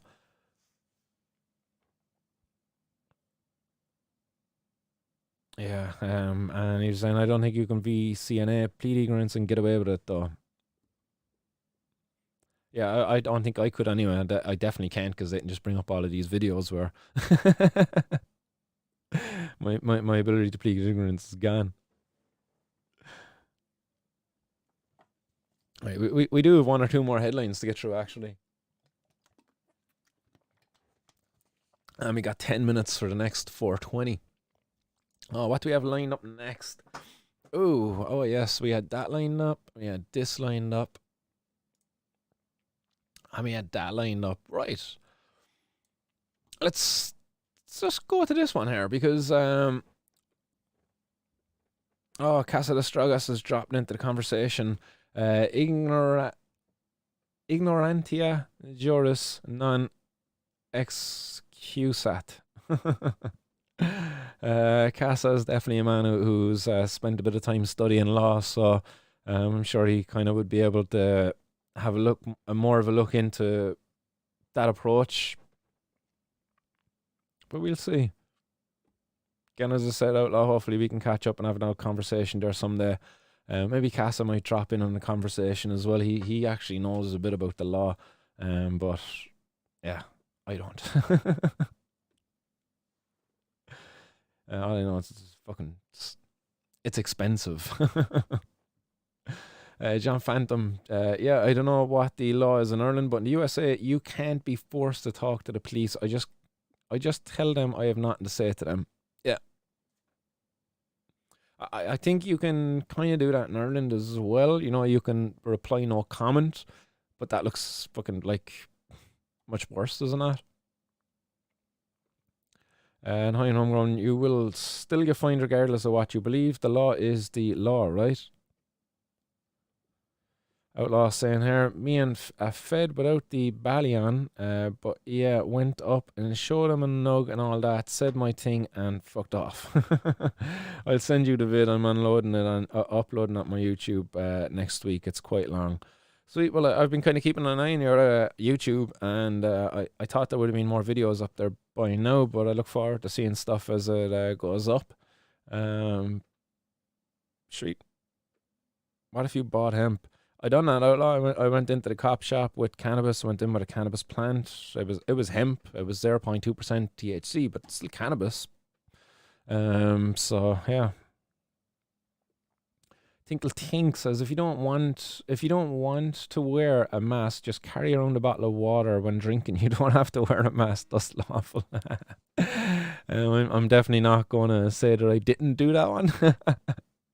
Yeah, there's definitely been times I would have this thing on and I just have the bottle of water and going around the shops because it just gets annoying, man. There's a fucking thing. It's just like, oh man, it gets annoying. And there's probably someone out there. Yeah, well, it's definitely more, or it's not as annoying as like if your nanny gets COVID.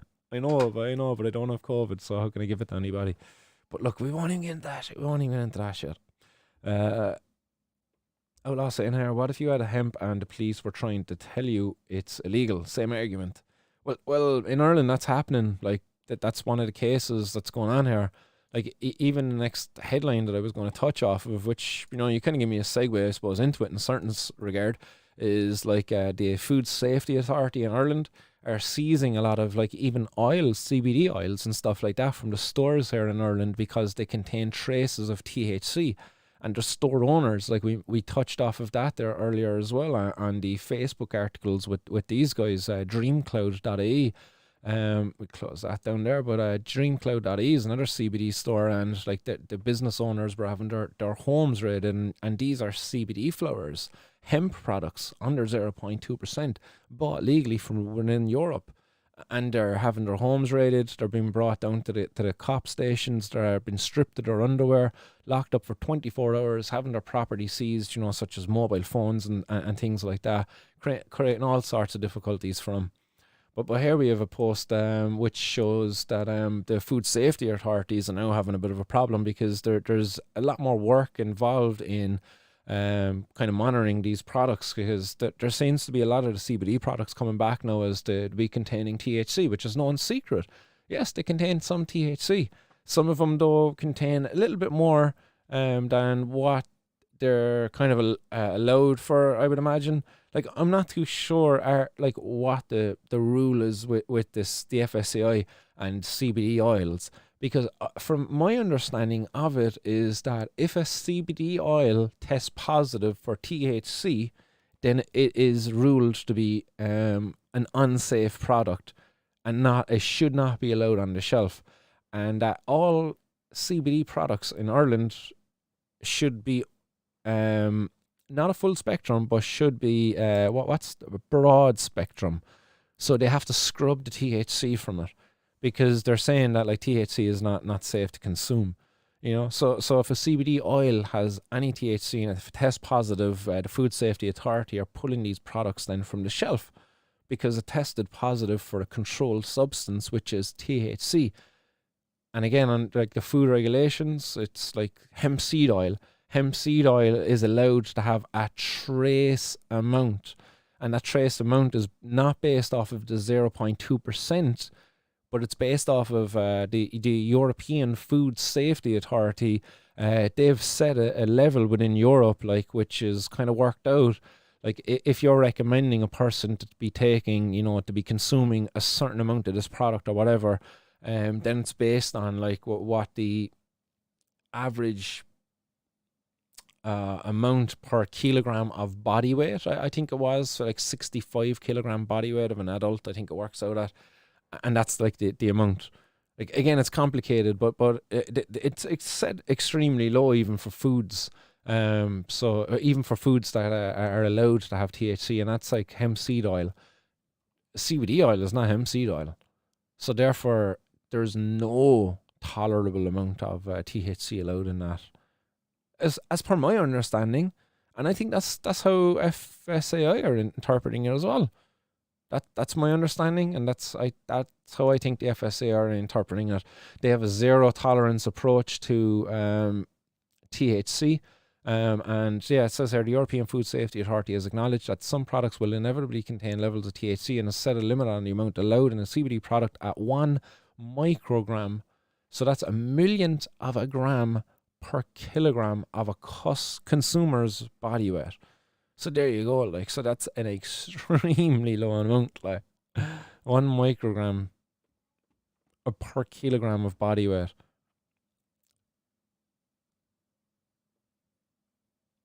And I think that's in a dose in a whole bottle, because they can't be saying, like, 1 microgram. I know, not yeah, that's 1 milligram. I'm thinking of, actually, a milligram is a thousandth of a gram. Yeah, so that's a tiny amount.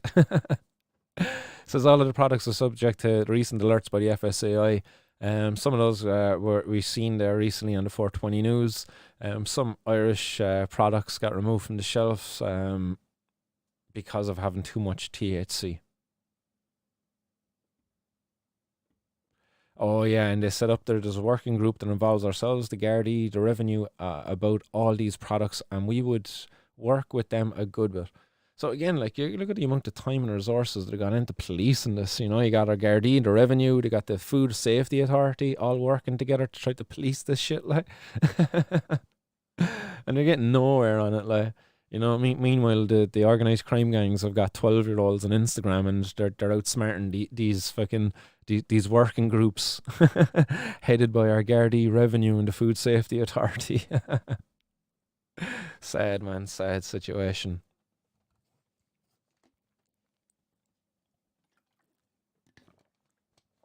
So it's saying here, the Food Safety Authority Ireland has so far issued recalls on 90 different CBD products since 2019.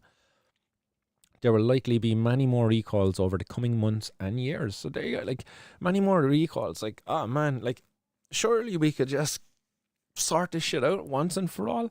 Let's end this prohibition of cannabis. Let's set fucking regulations there as to the labeling requirements. And if somebody wants to sell a CBD oil that has, like, a minuscule amount of THC inside of there, that they just display that amount on the bottle, and we can stop all this nonsense. Like, surely, and then the FSA just go out there and make sure that people are actually adhering to what's actually on the label. That if it says that it's got, like, fucking 10% CBD and it's only got, like, trace amounts less than 0.01% THC, then it fucking meets that criteria. That's all they should be doing. That is all they should be doing. Pulling products off the shelves because, hey, look, we found some traces of THC.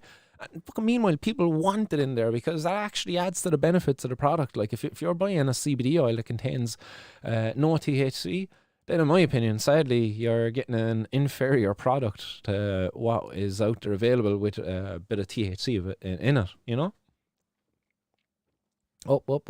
We're almost at 420. Let's roll up the 420 clock. 44 seconds, just about enough time to pack a bowl.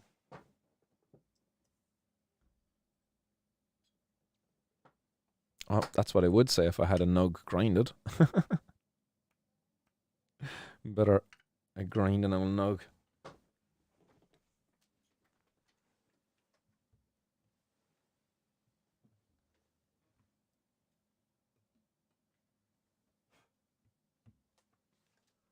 Whoa. 15 seconds. And it's going to be 420 over in Norona, South Georgia, South Sandwich Islands. Oh, yes.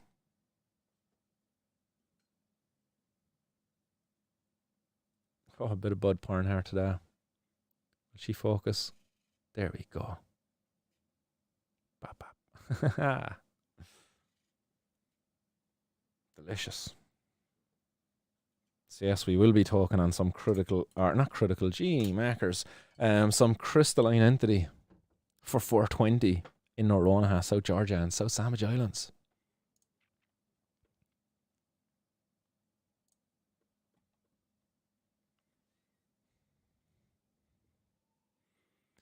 Outlaw saying here, they can't even caution you if you don't think you're unlawfully in possession of a controlled substance. But, oh, excuse me, man. Yeah, if you don't think you're unlawfully in possession of a controlled substance, but what if the cop thinks you are, like, and he's just going to be thinking you're a cheeky little shit, like, challenging him, and he's just going to, like, fucking, like, a lot of people, like, I don't know about some. I've never met one, but some people have been saying, like, the cops will be, like, beating them up and shit like that, like, you're like, what the fuck? But I don't know. I've not never experienced that myself. Thank God. Like, um, but yeah.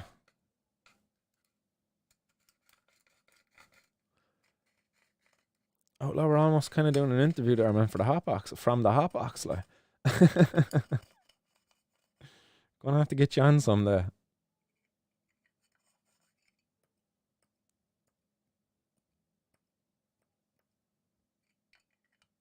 Yes, I gotta give a shout out to R420 there as well, guys. Check out r420.ie. Sticker still hanging in there anyway, Kev.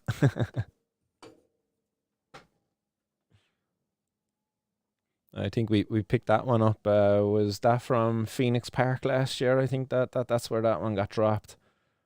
Kev gave out a nice little kind of gift packs for the attendees.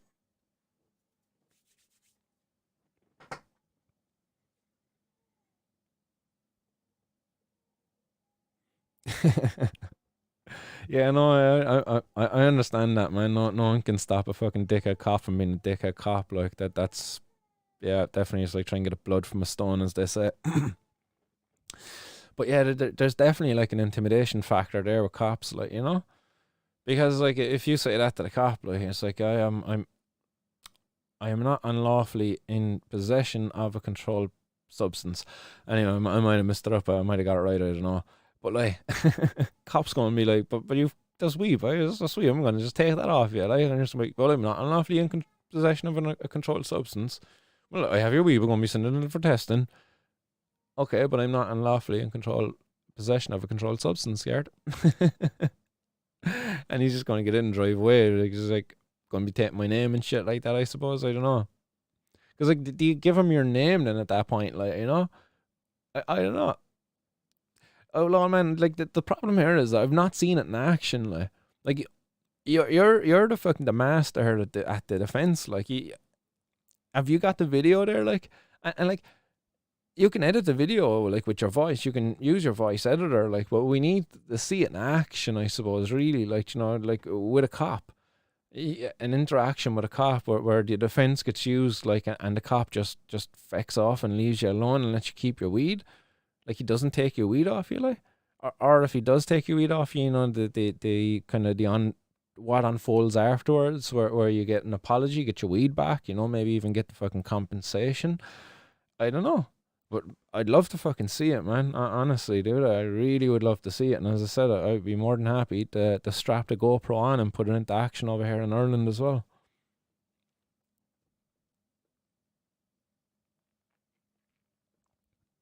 Adam O'Brien said, ignorance of the law is no offence. That's why you don't say, I didn't think it was illegal. You say, I'm not unlawfully in possession of a controlled substance. Yeah, I understand that one. But didn't that wasn't that the defence that was used down in Bristol as well? There was a Bristol cannabis cafe. They were like selling CBD flowers, and was that not the kind of defence that was used by their solicitor, and they got off with it then as well, that they didn't believe what they were doing to be illegal, so therefore, it was kind of an argument that was allowed to be used in that instance.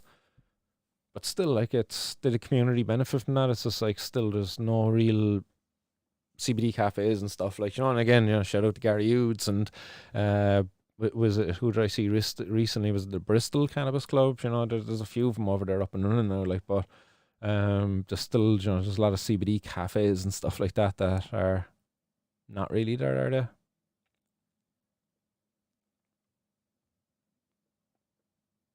I Homegrown says, I don't know how you get away with it, made it outlawed. This is why I would like a talk and Zoom sometime to get some of this stuff straightened out. They can't test the mix. You've not accepted it. Yeah, but that's where I'm kind of getting confused about, like, is this thing, like, you're not accepting it, like, the cop don't care, like, so they're just gonna take it, like, because, like, while you don't believe that you're in possession of a controlled substance, they're gonna be like, well, I fucking know you are. I'm a cop. I got my cop fucking gadget in my brain, the cop radar, cop detector, whatever the gadget is. They know.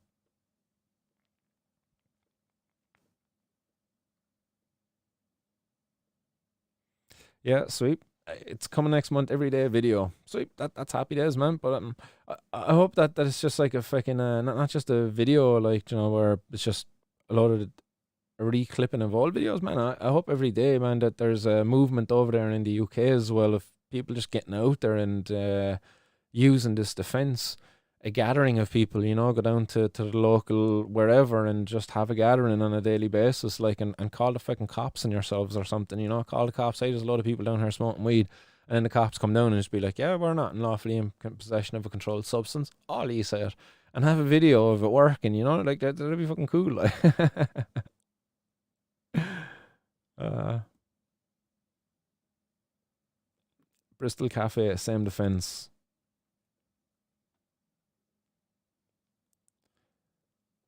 You can look at it up, bro. It's the first point of criminal liability. Constant Gardener. Can't we all just get a bong? I got mine. She's packed up anyway. I've missed 420, but we'll blaze it there in a couple of secs.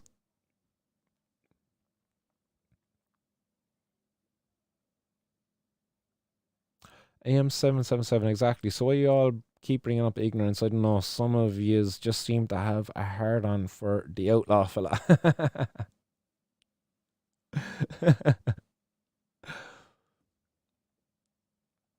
Yeah, thank God my lower half is hidden.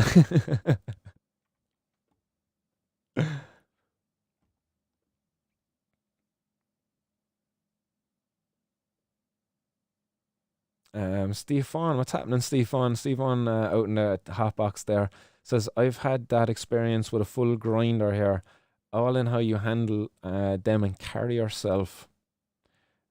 Ames Punk adding in, I give zero fucks either way, but at least understand what he's saying before slating him.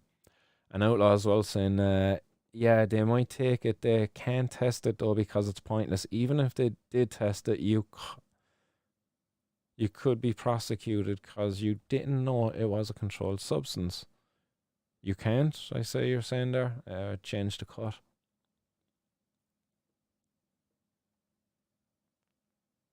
Yeah, couldn't. CPS Guilders and their website, yeah, and Iron Homegrown saying, so you can still be prosecuted for possession of illegal drugs even if you didn't know they were illegal. As I say, guys, I see, like, this is where I get muddy down. I don't even want to get into this fucking stuff around the law. All I see is just like, I got some human rights. It's like, I don't need to understand this stuff. Like, this stuff is this is confusing to me.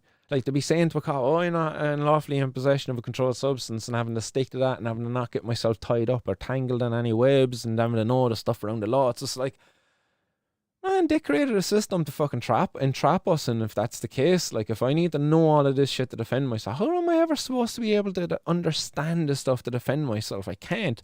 And then I'm told, well, you need a barrister, you need to be getting this and that, and it costs like a fucking $250,000, and it's like, what? It's like, where's the justice in that? There's no justice in that. It's like, I'm just going to go in there and I'm going to throw myself, it's like fucking a lamb to the wolves, is it?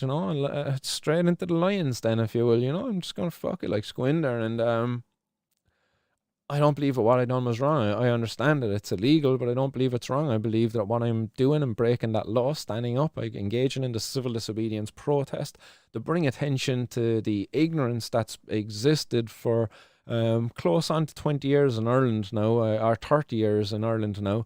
This campaign to legalise cannabis was the earliest I seen it was back in the early 1990s.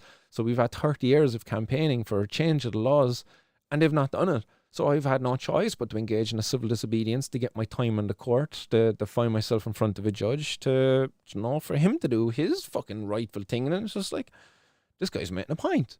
And you go back to his point. But I expect too much, apparently, from the justice system, apparently. So I'm going to suffer for that. And with that, I'm going to have a drink and then a toot.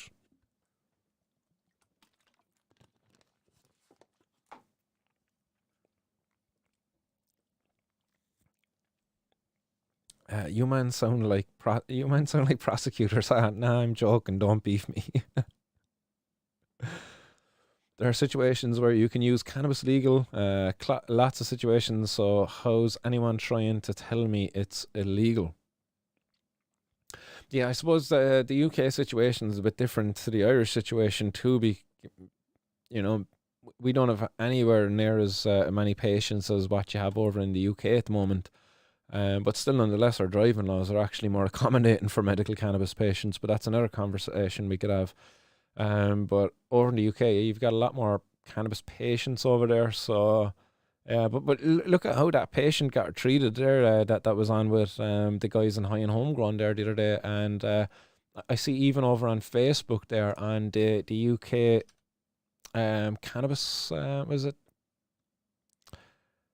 Shit, where was that post there now from earlier today? I can't think of your man's name. Timothy something.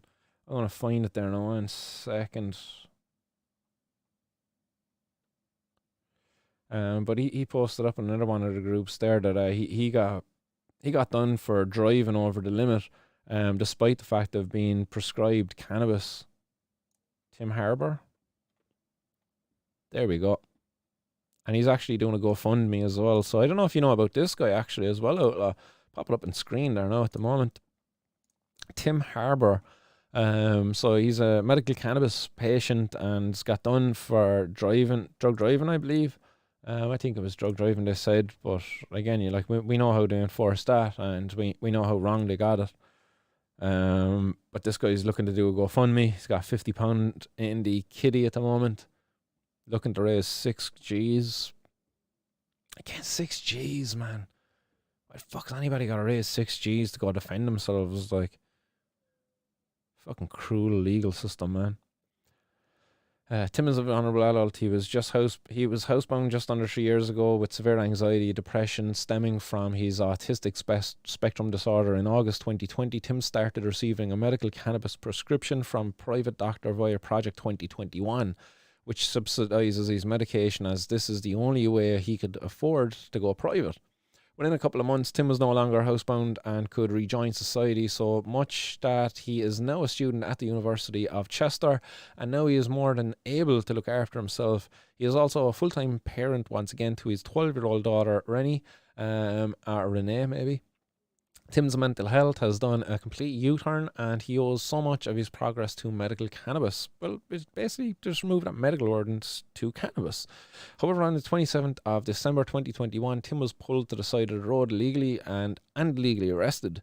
He now faces criminal charges for using his prescription as advised by his doctor.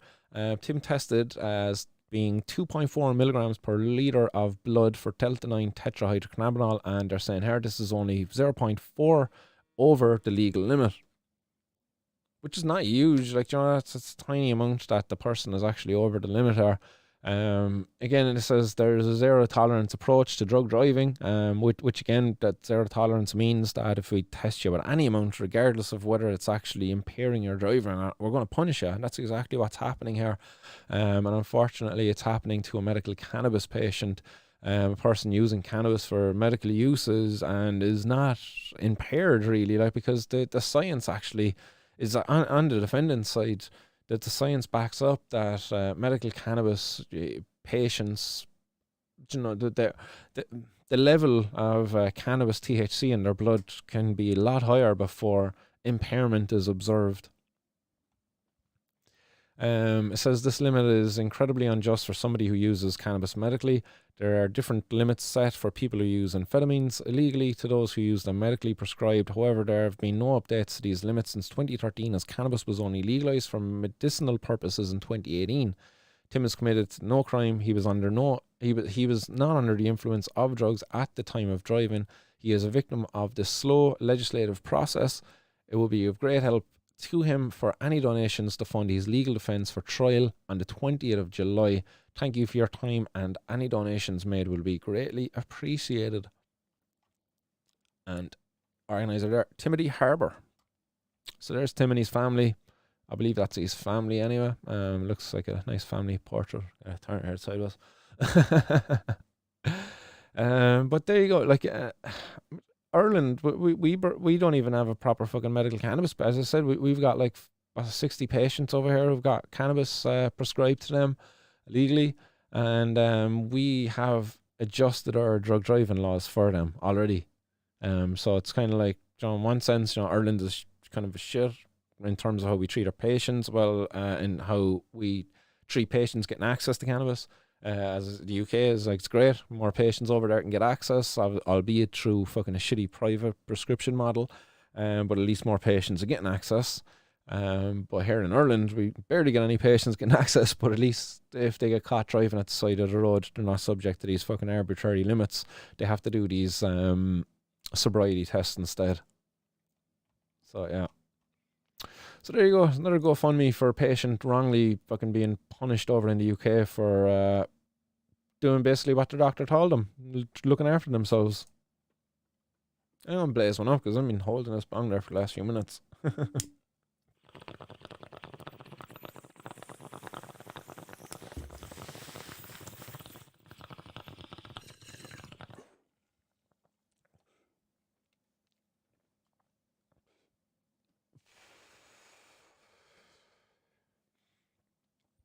Wonder is there any bong companies would like to have their logo displayed here, Boost has been getting a nice old bit of a rep there for a while.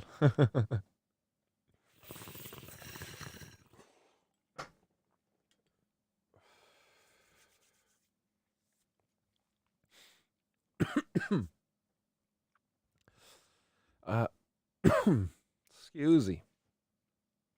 Lots of comments flying in there, guys, as I was kind of getting caught up on that little bit of a rant and news piece. Nobody has been prosecuted for cannabis who has a prescription except for driving offences, bro. Yeah, I think that would be correct, I suppose, because if they've legally been prescribed it, then they can't be prosecuted, I would believe. Unless they were growing it, then they're fucked. Yeah. What was the crack of that? You just keep a load of the tubs, like, your medicine, and just put different strains of weed in there afterwards, That would be kind of handy, actually, But yeah. B. Mooney says Irish drug law clashes with EU, but the state can just pay fines to break human rights, unfortunately. Yeah, they can do that all they want, isn't it? But they won't get away with breaking human rights if the humans whose rights have been broken fucking start standing up for themselves, Don't let it happen so easily, as we currently are. So easily, like. Dave says, if you expect them to do anything but try to figure out ways to punish you, you expect too much. That's true, man. Temple growers out in the audience, what's happening? TG says, yes, crystalline entity rules. And it does, in fairness, man. It's just like, they got one nug there, it's kind of been slowly picked away at.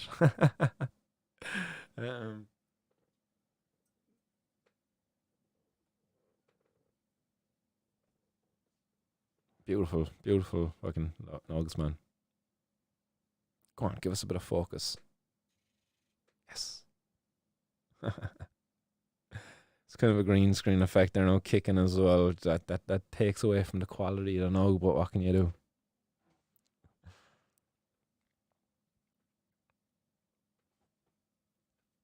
I was saying it's no secret to anyone who knows criminal liability needs the mental element and the physical element. M. Punk saying, I'm homegrown. You don't know what you're on about. You have to admit you knew or suspected it was stolen, similar to Outlaw and the Bristol Cafe defence. I'm lost. Outlaw says it's no secret to anyone who knew. I read that one. TG says, I asked the cop to prove I was speeding once. Got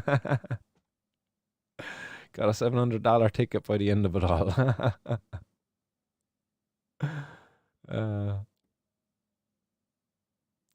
I know I'm growing. I said I don't know what I'm on about a few times, mate, but you can still get done for possession of stolen goods even if you don't know it's stolen. Handling a stolen property, yeah, I think that's kind of the law there, isn't it?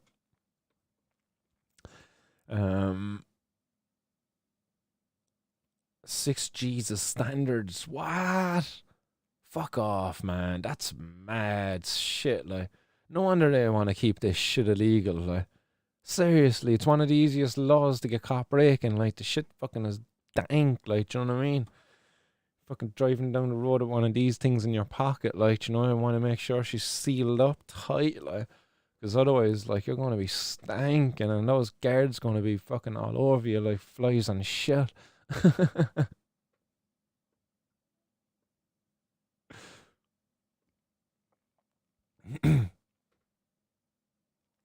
Yeah, Ian Punk saying, no, you can't mandate that item be confiscated, you cannot put it to the boom boom. Make it true. Right, there's a bit of back and forth going on there about the kind of the position. But look, I'm looking forward to seeing the video being put up there about outlaw. I'd like to see, you know, more on that. I'd like to, you know, because it seems promising. You know what I mean? If you can get away with being caught with a bit of cannabis, it's like handy, happy days.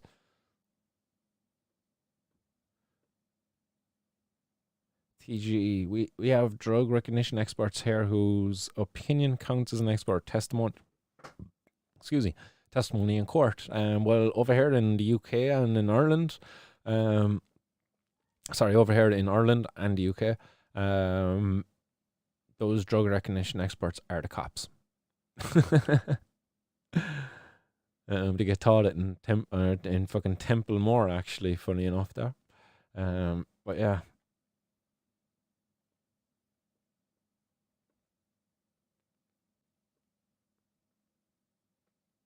Lots of comments there. Sorry, just breezing through them because there's lots of back and forth there on this kind of outlaw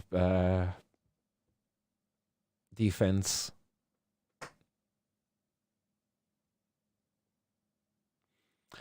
John Finnegan saying, I am Punk Mackie, you can get prosecutions for receipt of stolen goods, like someone else said. Ignorance is not an excuse. If the cops want to do you, they will.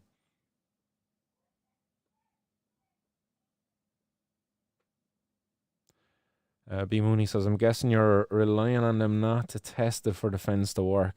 Prove it was the controlled variety. Ola says, no, they can test it, doesn't matter, but they won't, they can't.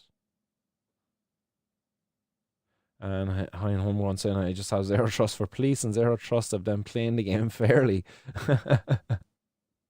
Ola saying, first point, the criminal liability isn't met, doesn't matter if they get forensics, etc.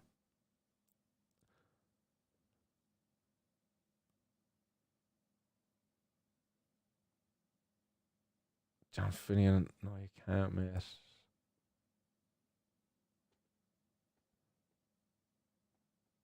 Yeah. Sorry, no, guys. I'm just reading through the comments, just making sure I'm not missing anything there because I think there's a bit of an. It's been a very interesting discussion kind of going on there. Like, you know, I think that there is a bit of confusion there as to what happens because nobody's seen it happen yet, like as to how it unfolds. Like, I always wondered, you know, it's kind of how shit went down, you know, when those cops stopped you that time, outlaw, you know, like as to what was being said and all of that, you know. Like there was a video there that time where being shot from the window across the street and stuff, you know, what went on that time with the Jeep and shit, like, you know, what was going down, what was being said, you know, how do you interact, how'd you get away, like, you know, how'd you get your cannabis back, how'd you get those evidence bags, you know. What's the story there? Because I wouldn't mind getting an evidence bag with some of my own cannabis back from the cops and a bit of an apology from them. Fucking sue them for a bit of compensation so I can buy some more cannabis that I can get back with more evidence bags off them. If they're stupid enough to do me again for it. If the defense was, you know, fucking solid.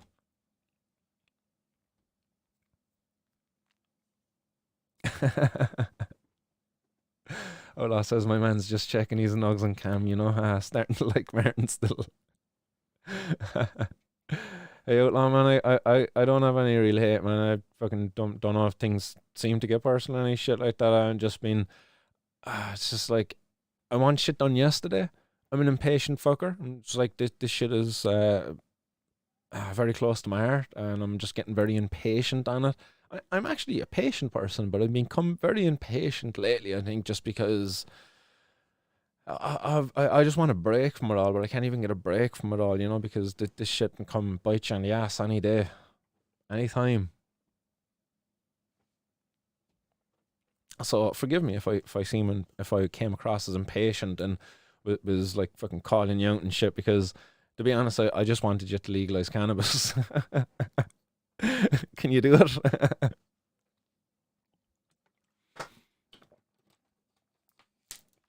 But yeah, man, we're all fighting for the same thing, and we all need to definitely work together, support each other. Surprise mofo says, hello, Martin. Regarding my case I was on about the other day, only got seen today. Frank Buttermore got me off scot-free. Go on, Frank. Go on, Frank. What's that meme that was going around there? Let's see if I can get it off Frank Buttermore. I wonder, can I find it? Look at him. There's loads of them. Yes, Frank Buttermore. He's the man. Look at the Frank Buttermore memes. Frank Buttermore, the patron saint of scummy bastards. Come forth and receive your suspended sentence. Yes. But there was a very good one going around of him. It's just like, Your Honor, my client might have been like a thief, a scumbag, and something else, you know, but he was a good man. But it's not there. Fuck's sake. I know I've a save somewhere on a hard drive somewhere anyway. Yes, but good man today, Frank. Well done, Frank, for getting off. Oh shit, where's the comment gone? For getting off surprise mofo. That's gas. The patron saint of scummy bastards. Yes, surprise mofo. I'm gonna pack a ball by, and the next one goes out to you. And forgive me, surprise mofo, if you're a lady, but that's like a Cork by. It's like gender neutral. Try to explain that to some people. Some people get very bad out that. You just say that to kind of like a girl, and it's like, all right, fine, that's on it. And she's like, I'm not a boy. It's like gender neutral. Don't be assuming the gender of my boy. I'm from Cork, boy. Outlaw, still dropping comments. Yes, get to him there in 1 second. I'm just dropping some herb into a bowl there, so a bit distracted. Guys, I've one more or two more headlines in the news as well to get to, and we're 2.5 hours into the show, guys. It's been a great crack. It's been good chat. Like I really like the interactivity. To be fair, in the last few shows with the audience, I'm not getting through much of the news, but fucking still enjoying the content that we're creating together. Much more than I was alone before.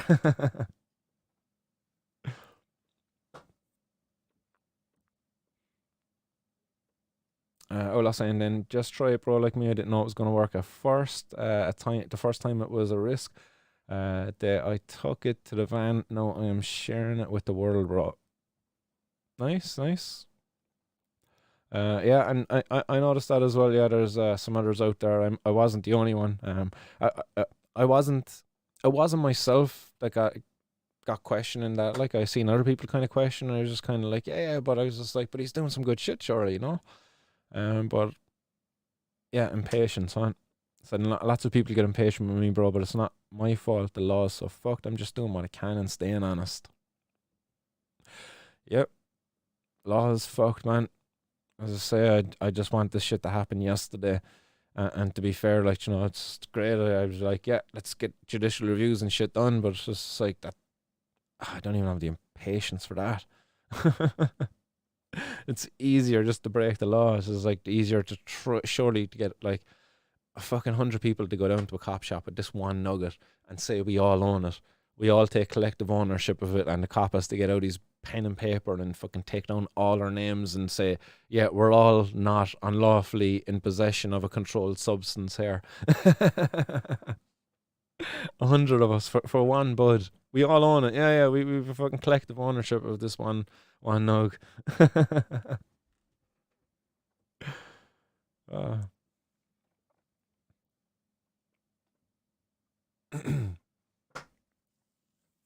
Yeah, B Mooney here saying it would be great to see Outlaw on live stream with Martin or on High and Homegrown. Yeah, I think both podcasts would be a good old avenue to come on.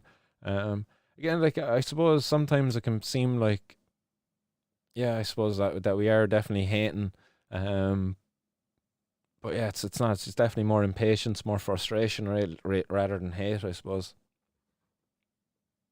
Oh, let's say knives are legal if you buy it in Tesco and carry it in Tesco bag. You'll either be prosecuted or not, fully depending on what you say.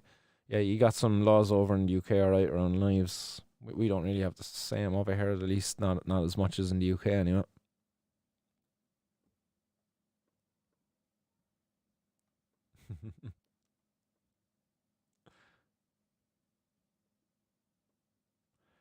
Right, just flicking down through more of the comments, just catching up with all of the new ones now. None shall pass what's happening. Are anyone saying thanks for the freebie? Oh, this is more questions coming in against Outlaw. At none shall pass. Quite a few have, bro. Check my Insta comments. Yeah, I have seen a few people, alright, saying thanks for freebies and stuff like that in some of the comments.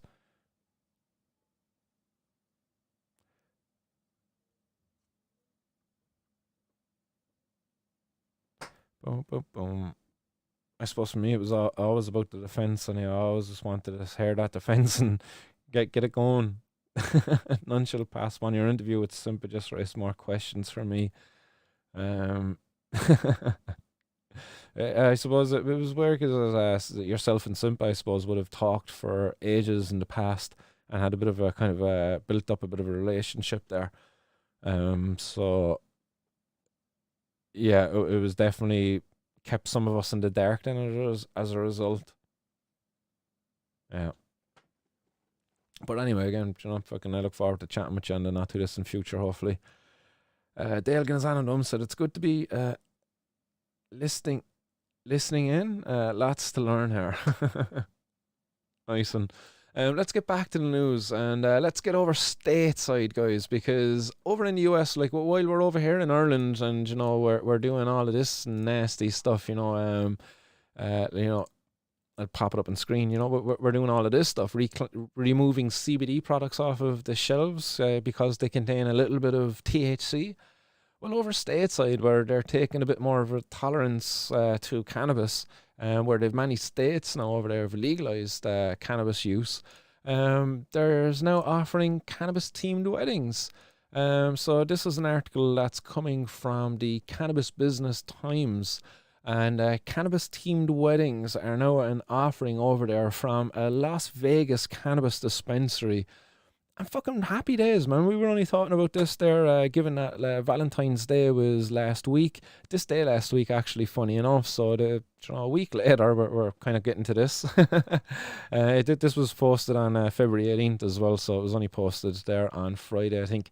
But again, cannabis-themed weddings, we were kind of touching off of that, as to how you've no social venues in, say, the UK or Ireland or anywhere really, in places where cannabis prohibition is still, which is most of Europe, to be honest, to go and chill out and meet your significant other. You're sitting down at a bar, if pints are your thing, you're down at the local match, and you're down having a pint, and next somebody catches your eye across the bar, and you go over and you strike up a conversation. And fucking Bob's your Uncle Fanny's rant. Next thing you're down walking the aisle together, tying a knot, because you were just fucking meant for each other. You don't get anywhere like that for cannabis. You have to go over to Amsterdam. You have to go to like Barcelona or something like that. You're quite limited within Europe anyway for choices where you can go and have a potential to meet a significant other who shares a similar interest to you. Like any other interest you have, if it's like fucking, I don't know, whatever the interest might be, rock climbing, orienteering, fucking, I don't know, collecting Pokemon cards, whatever, there's going to be social events where you can go and you can partake in that activity, and, fucking, you might be lucky enough to look across the room and catch that eye of that person, that person you're going to spend the rest of your life with. But for us as cannabis consumers, like the only place we get it, if we don't go to Amsterdam or Barcelona, it's probably down in the courts, and that's probably not the place where you want to be catching the eye of somebody across the fucking courtroom, you know what I mean? So again, thank God over in the US, at least in some states anyway, not all of them, where they've changed these laws. We're seeing these opportunities being afforded to people now to not only go and meet their significant other at a place where they would consume a similar drug of choice, i.e. cannabis, but they can now tie the knot at a wedding surrounding that, celebrating even that plant that would have brought them together. So that could be a very important thing in some person's life, the two people, they were fucking secondary school together or over there, high school together, and they first met because, oh, he sold me my bag of weed. I remember when I met you at the back of the bleachers and you sold me my bag of weed, and look at us now, and we're tying the fucking knot, and I'm going to do it at a cannabis themed wedding. It's like, something that would have been before, would have been getting you a life in jail, is now, it's just getting you a life but in a different form, it's like fucking a happily ever after life for a life sentence. Hopefully a happily ever after life sentence anyway, if it's a successful wedding, or relationship. So the article is there if you want to go over and have a read off it, but it's it's not too long of an article actually, but it says in honour of Valentine's Day, Planet 13 began hosting vow renewals and wedding ceremonies earlier this month to allow couples to celebrate their love with cannabis. It says we partnered with a group in town. Their focus is a cannabis wedding, and it's always something that we've really toyed around with. Creating a wedding venue, says Planet 13 VP of Sales and Marketing, David Farris, and that's who took part in this interview here with Melissa Schiller, yes, that's the author here of this article. So if you want to go over and give it a read yourselves, it's over there. It's not too long of an article, but again, I just thought it was worthwhile to revisit this because we were pretty much just touching off of this topic last week. I just revisited what we discussed last week just there, but like, there we go. Like that, I thought that was just a nice way just to go back to that and reiterate the importance of this social avenue. Like not even just to find your like that forever partner, your intimate partner, but even just to find fucking friends. Like, you know what I mean? You're in a local community, and you go to the pub, and you go down to the pub, and you meet people you like down there, and it's like, oh, you like the same soccer team, you go down to watch the match at the local pub, and you're having a pint next, you're talking to somebody you might have never met if you hadn't gone down to that evening. Same needs to be afforded for us for cannabis. People might like to go down and watch a soccer match while enjoying some cannabis and some fucking hot chocolate or coffee or something like that, and to start chatting to some fucking random stranger down there, and to be, turning a random stranger into a forever friend. So again, forgive my ranting and all of that stuff. We get back to your comments. Let's see what you have added to the conversation around the happily forever after cannabis themed marriages.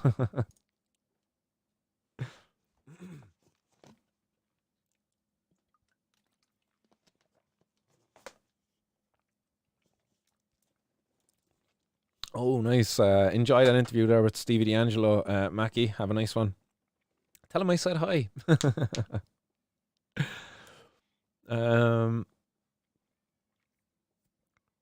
Others out there, yes, a few others saying bye to Mackie being an F. You cannot smoke here. Oh, I cannot smoke here either, so I do.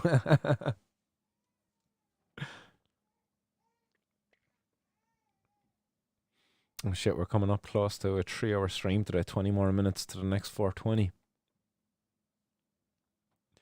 Paddy J says here, Martin, are we going to get something going in relation to the Twitter shitter?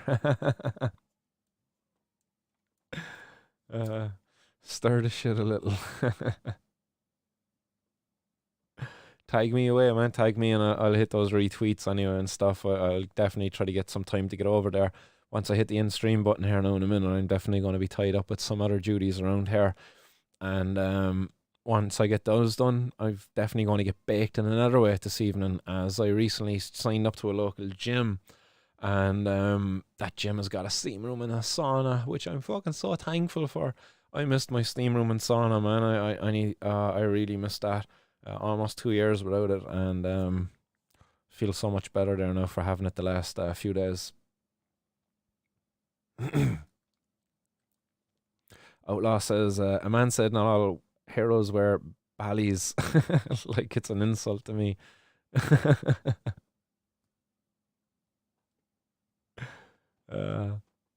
I thought that was supposed to be a compliment if someone says that, isn't it? Not all heroes wear ballies. Or is it no? They should say now all heroes wear capes, is it? And have a picture of a guy in a belly. Yeah.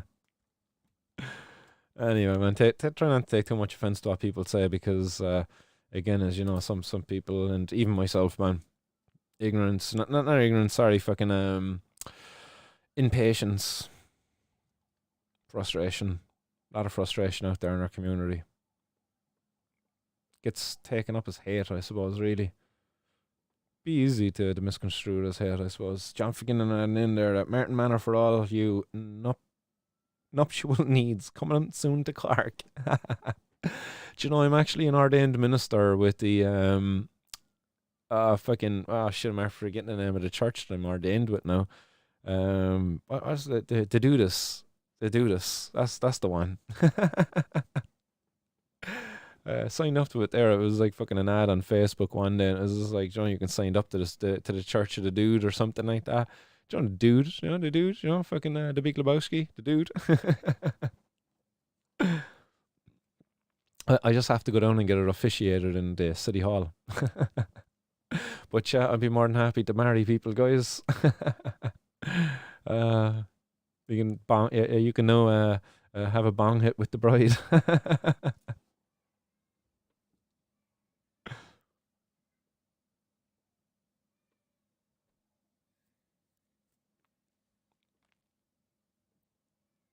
Dalegan actually liking the wedding news there as well. Yeah, that's the one. I'm like, yeah, I would definitely love to have a cannabis themed wedding anyway once that day comes. Yes, go on, surprise mofo. I have a bowl packed up there now. Actually, I'm gonna blaze it in a sec.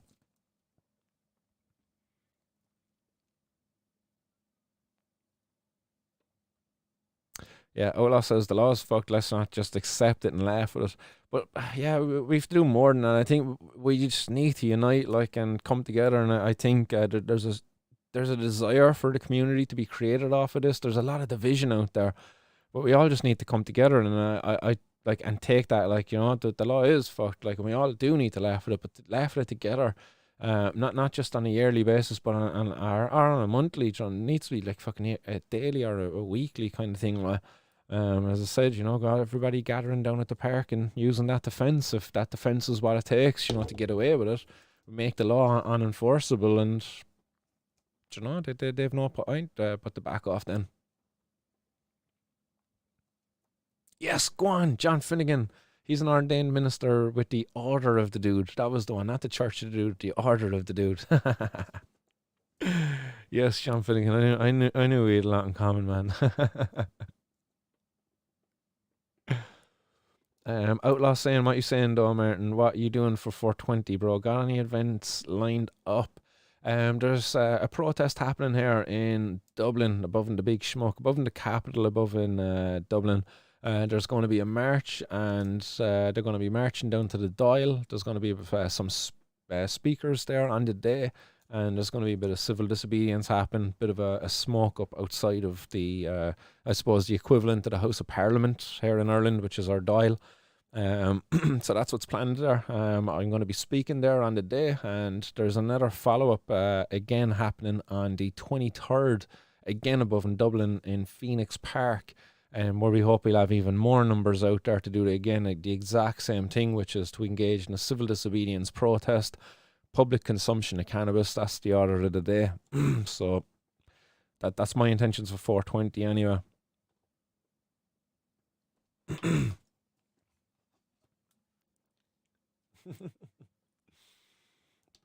Soccer talk there in the hot box. There we go. That's where my eyes would glaze over. It'd be just like I know soccer. I like soccer. Don't get me wrong, but I just can't talk soccer really. Like if I start talking soccer, I start giving out about fucking how the thing is just ruined. Like and like there's a load of, especially from an Irish perspective. Because if I'm talking here to people in Ireland, if I go to the sauna now later, okay? There's going to be talks down in the sauna about soccer, but they're not going to talk about local soccer clubs. There's going to be no talk about like the local soccer in the local league. It's going to be all about the English Premier League, and they're going to be talking about this and that. And it's just like, And there's like these guys are getting millions and millions of fucking pound over there to be playing these games, and meanwhile there's local lads down there in fucking, I don't know, like Cove Ramblers or Cork City or something like that, and they're playing a fucking hell of soccer game, like, do you know what I mean? They're putting out like some fucking great games and stuff, like, but they're not getting the same kind of shit. Like, there's nobody talking about them in the soccer sauna and shit. Like, that's the only thing I'd start complaining about soccer. Like, I don't really like watching it unless it's at a local level, unless I'm there in person actually watching it. You sit me in front of a TV screen and there's soccer up there. It's just like, unless it's maybe the World Cup, it's like I'm not really too interested. Champions League, I like the Champions League. I like the knockout of the Champions League, actually. I like that aspect of it, the knockouts. But yeah, but still, if you were to ask me what team do I support, I'm like, United. Hey, go on, Man United. And why is that? It's like, why am I fucking Christians? Because I was born into a Christian household. Like, why do I support United? My mum and dad, well, my dad supported United, so I'm a United fan. Like, uh,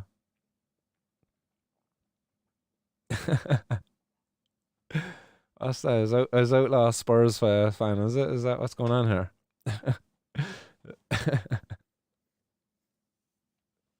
Outlaw says we need to do that 420 every day, and it just the day they allow it.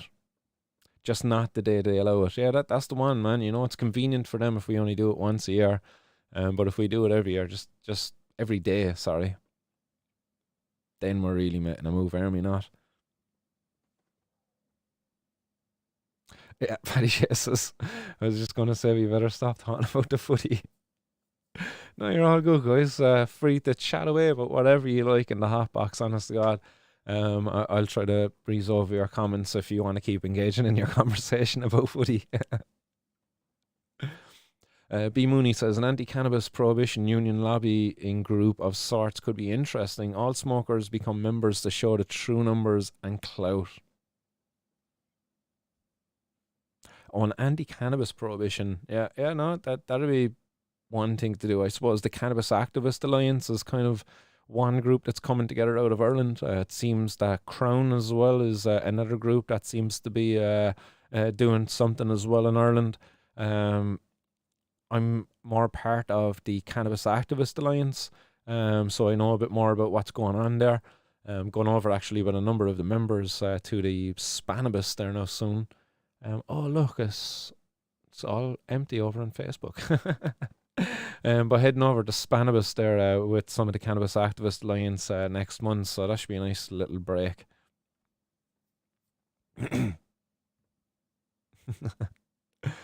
Outlaw saying here that he didn't say that he didn't that he's not a fan of the Reds.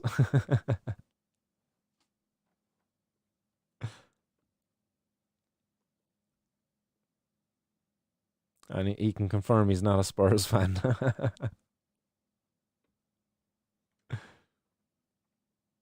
Yeah, well, maybe that's why my dad is a fucking United fan. When my dad was growing up, he was into the soccer, I suppose, and I don't know, was it Rockmount or something like that? Was he playing with? But I believe he fucking had a couple of times there where he would have been playing against or alongside of one of those two mentioned. I can't remember who it was. I don't know, was it was it Keane or something like that? I can't remember anyway, but yeah. No choice, but the jersey was put on me, and that was it. But that was it. No looking back then. Uh, Many a Sunday up there behind was it the Ford Soccer Sunday or Ford Super Sunday, followed by the Simpsons and a lot of fucking crisps and Raza. Uh, as wasn't allowed fizzy drinks because those things were too expensive.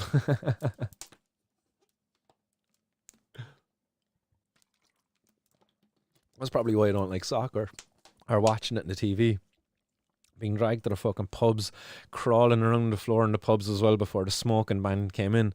Can any of you remember that out there? Surely you can. Before the smoking ban, and there'd be certain pubs there, and there'd be a cloud of smoke, like at about 4 or 5 foot at height. So like if you're a kid inside there, you'd be like fucking going around like sniper crawling on the floor to try to stay out of the cloud of smoke because you fucking die of dead up in it. 10 minutes of 420. Where's the next 420?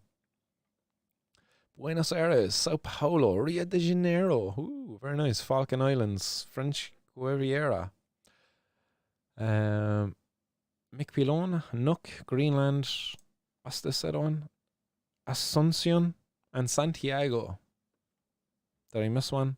Oh, Montevideo. There you go. Next 420, 9 minutes.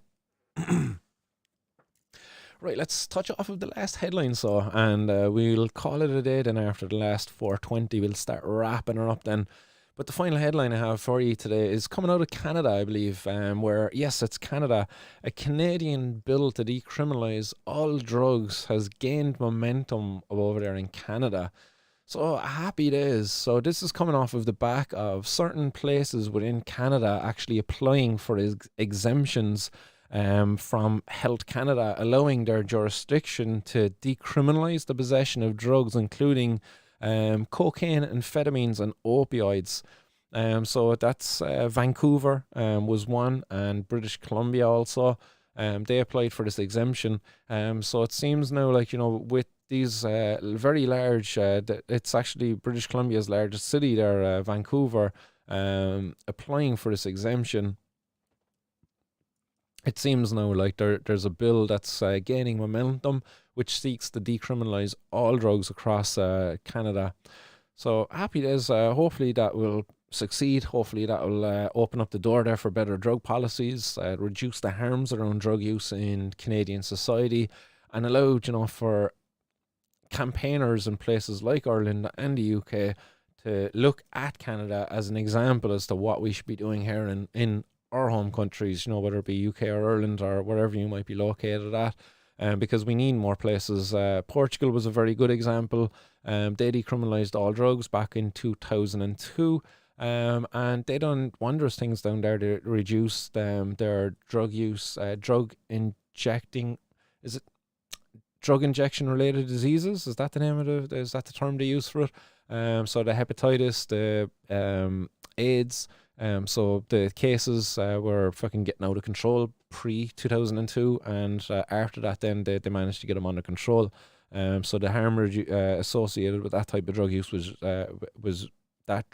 was reduced, thanks by and large to the decriminalisation of the drug user, which allowed the drug users then to get access and turn to better services.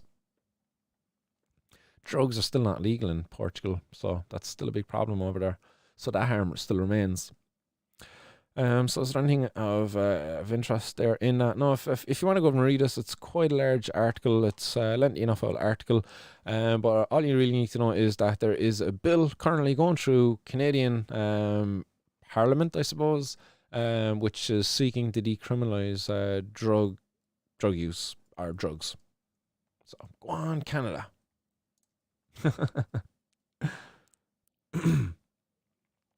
Oh, we have another 7 minutes still to go. Woohoo! Is TG still out there? Not TG is gone. He's probably over talking to Stephen D'Angelo with the boys at the High and Homegrown. Outlaw, still with us. What's happening, Outlaw? And I'm doing marijuana maps in Manchester. In anyone wants to hide a load of buds around their town, make it a national thing. Yeah, that's cool. It's kind of like stash and dash type of situation. Nice. Yeah, that's cool. Yeah, we should probably do something like that. All right, down in Cork, I should do it like fucking an Orientarians themed event. Give people kind of clues and get them out there to find bags of cannabis hidden around the city with kind of clues.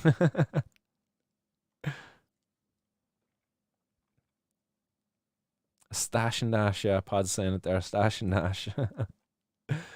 4 plans, just don't follow with an emergency act and freezing credit cards and bank accounts of people who donate. Yeah, that would suck, alright. Outlaw here saying, Martin G, I gotta say I was semi-wrong about you. I just hear people sending me clips of you sounding bitter, but I suppose it's all out of context. You seem alright, bro. You say it's impatience and not hate. Yeah, man, it is, and probably a lot of those clips do get taken a bit out of context, I suppose, because it's hard to really contextualize some of the underlying feelings that would be there when I'm expressing some of this stuff, I suppose. Yeah, so it will come across. It'd be hard to kind of not. I don't fucking blame you, man, for kind of taking it as hate either, like, you know. But at the same time, honestly, it's not. Yeah, and I agree with you, man. Yeah, you're doing what you can, and I'm much like myself. Just kind of doing what I can, and as well, it's kind of hard to keep up with all this content as well. But as I said to people on here many times before, this is a fucking therapy to me coming on here, you know, and just kind of having the community that's there, vibing with everybody, kind of knowing that you're not alone out there. You know, knowing that there's other people going through this shit in different ways in their own little unique way. But very much similar too. So no, it's yeah, it's great. It's great to be on here and be doing this with people. But to each their own, you know. John Finnegan says, "Nah, American Condon is a dick." Fuck you, John. Fuck you, you asshole. 4 minutes and counting, guys. If you got your bowls packed, my bowl is packed. Oh, yeah, just over 4 minutes and 20 seconds left. John Fandom, or Romney. I think that was dead set against MJ and is now deeply invested in it. No surprise. It's no surprise there, John Phantom, man. It's just like, was it not over in Canada where most of the people who got licenses turned out to actually be like fucking ex-cops or current even cops, I suppose. They invested in the licenses with like judges, solicitors.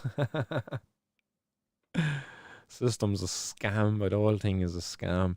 Cannabis probably the one of the most valuable plants to humans. It costs us fucking nothing to grow it.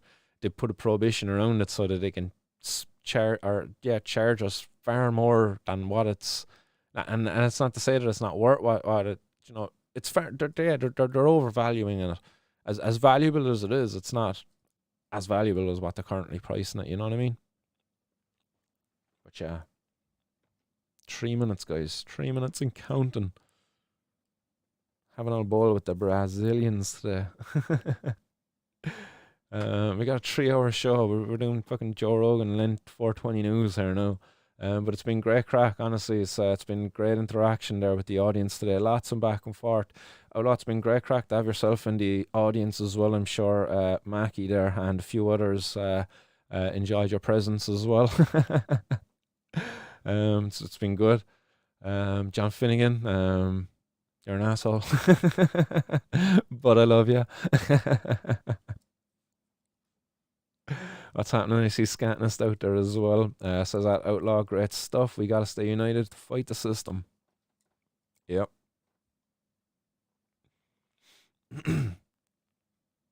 Hey, what's happening? Hunter says, sorry, peeps, been a bit busy. Going to roll one now for 420. Well, there you go, Hunter. We're not too far off it now. What we got? 2 minutes and counting. We pop it up on screen so you can all see it. Oh, no, wait, it says 57 seconds. What happened there? Just lost a minute.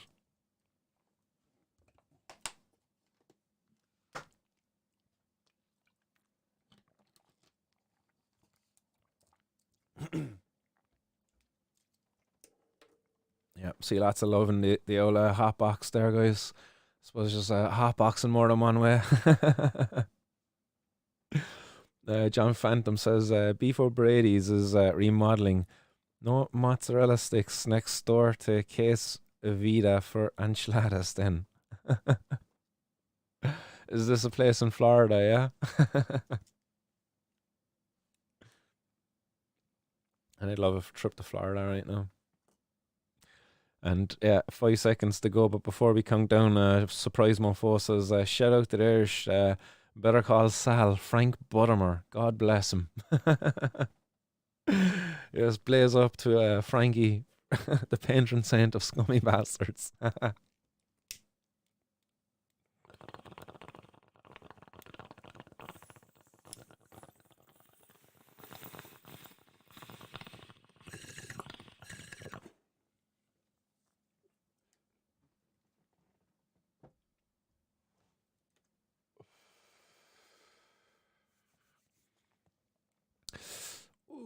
And there you go. That was very nice, actually. And shout out to Temple Grower, man. That crystalline entity is fucking. Oh, good lord. Savage stuff, dude. But yes, we just hit that 3 hour mark, guys. So we managed to get in 3 420s on today's show. Yes. So it brought us partially across some of the world anyway. Made it as far as Brazil there, lah. So yes, shout out to any Brazilians who happen to tune in for a bit of 420 with us today. And I always get a bit taken back by this one. The next 420 is actually 30 minutes away. So like, just take this one into account, guys. At 7:20 in like UK and Ireland, if you're going like, oh, it's 4:20 everywhere, there's an extra 4:20 that hour. Do you know? So there's like every 30 minutes there, like, just like savage. So if I wanted to stay streaming, I only got 30 minutes more to wait for the next 4:20.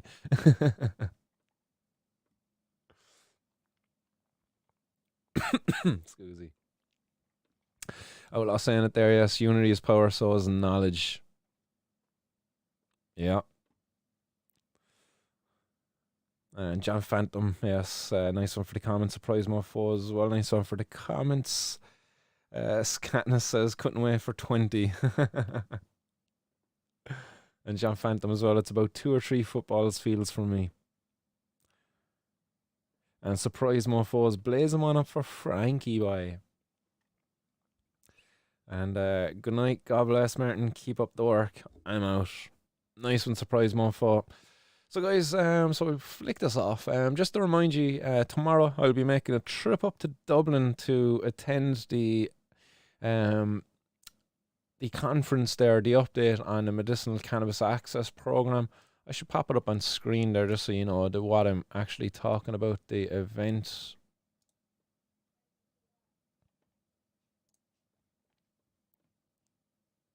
There we go. So the Medicinal Cannabis Access Press, a review press conference with Gino Kenny and Patients for Safe Access. So this is featuring Pamela Barnes, Amy Brown, Ashlyn Hudson is there, Kenny Tynan, meet your host. Kenny Tynan is up there, and Cannabis Activist Alliance along with myself. Is there more information up there about the event for tomorrow? The Medical Cannabis Access Program was given a cautious green light over 5 years ago, and up to today only 4 families have benefited from the scheme. This year the program was up for review, and Gino Kenny has gathered several chronic pain patients and advocates together to open the public debate about making Medical Cannabis Access Program more accessible. Please join us in person at the Buswell's Hotel on February 22nd, or if you can't make it, we'll host a Zoom stream. The link will be posted on this event page to closer to time. And again, I suppose just to mention that this actually isn't a public event, I don't believe. I believe it's just a press conference, as in it's just for press. So I don't think it's public. But I believe I've been listed as a member of the press. Yes, go me. So if I'm up there tomorrow, all going well, I'll get the stream up for y'all to see. So that's that.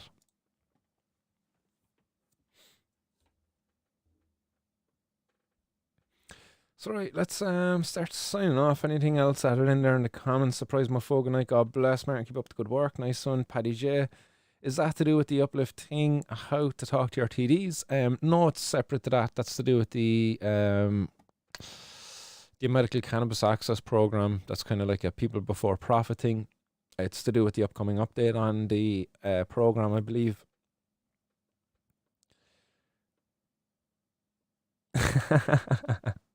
Outlaw's gonna beef John Finnegan on a podcast there with me soon, so something to look forward to for you out there, guys.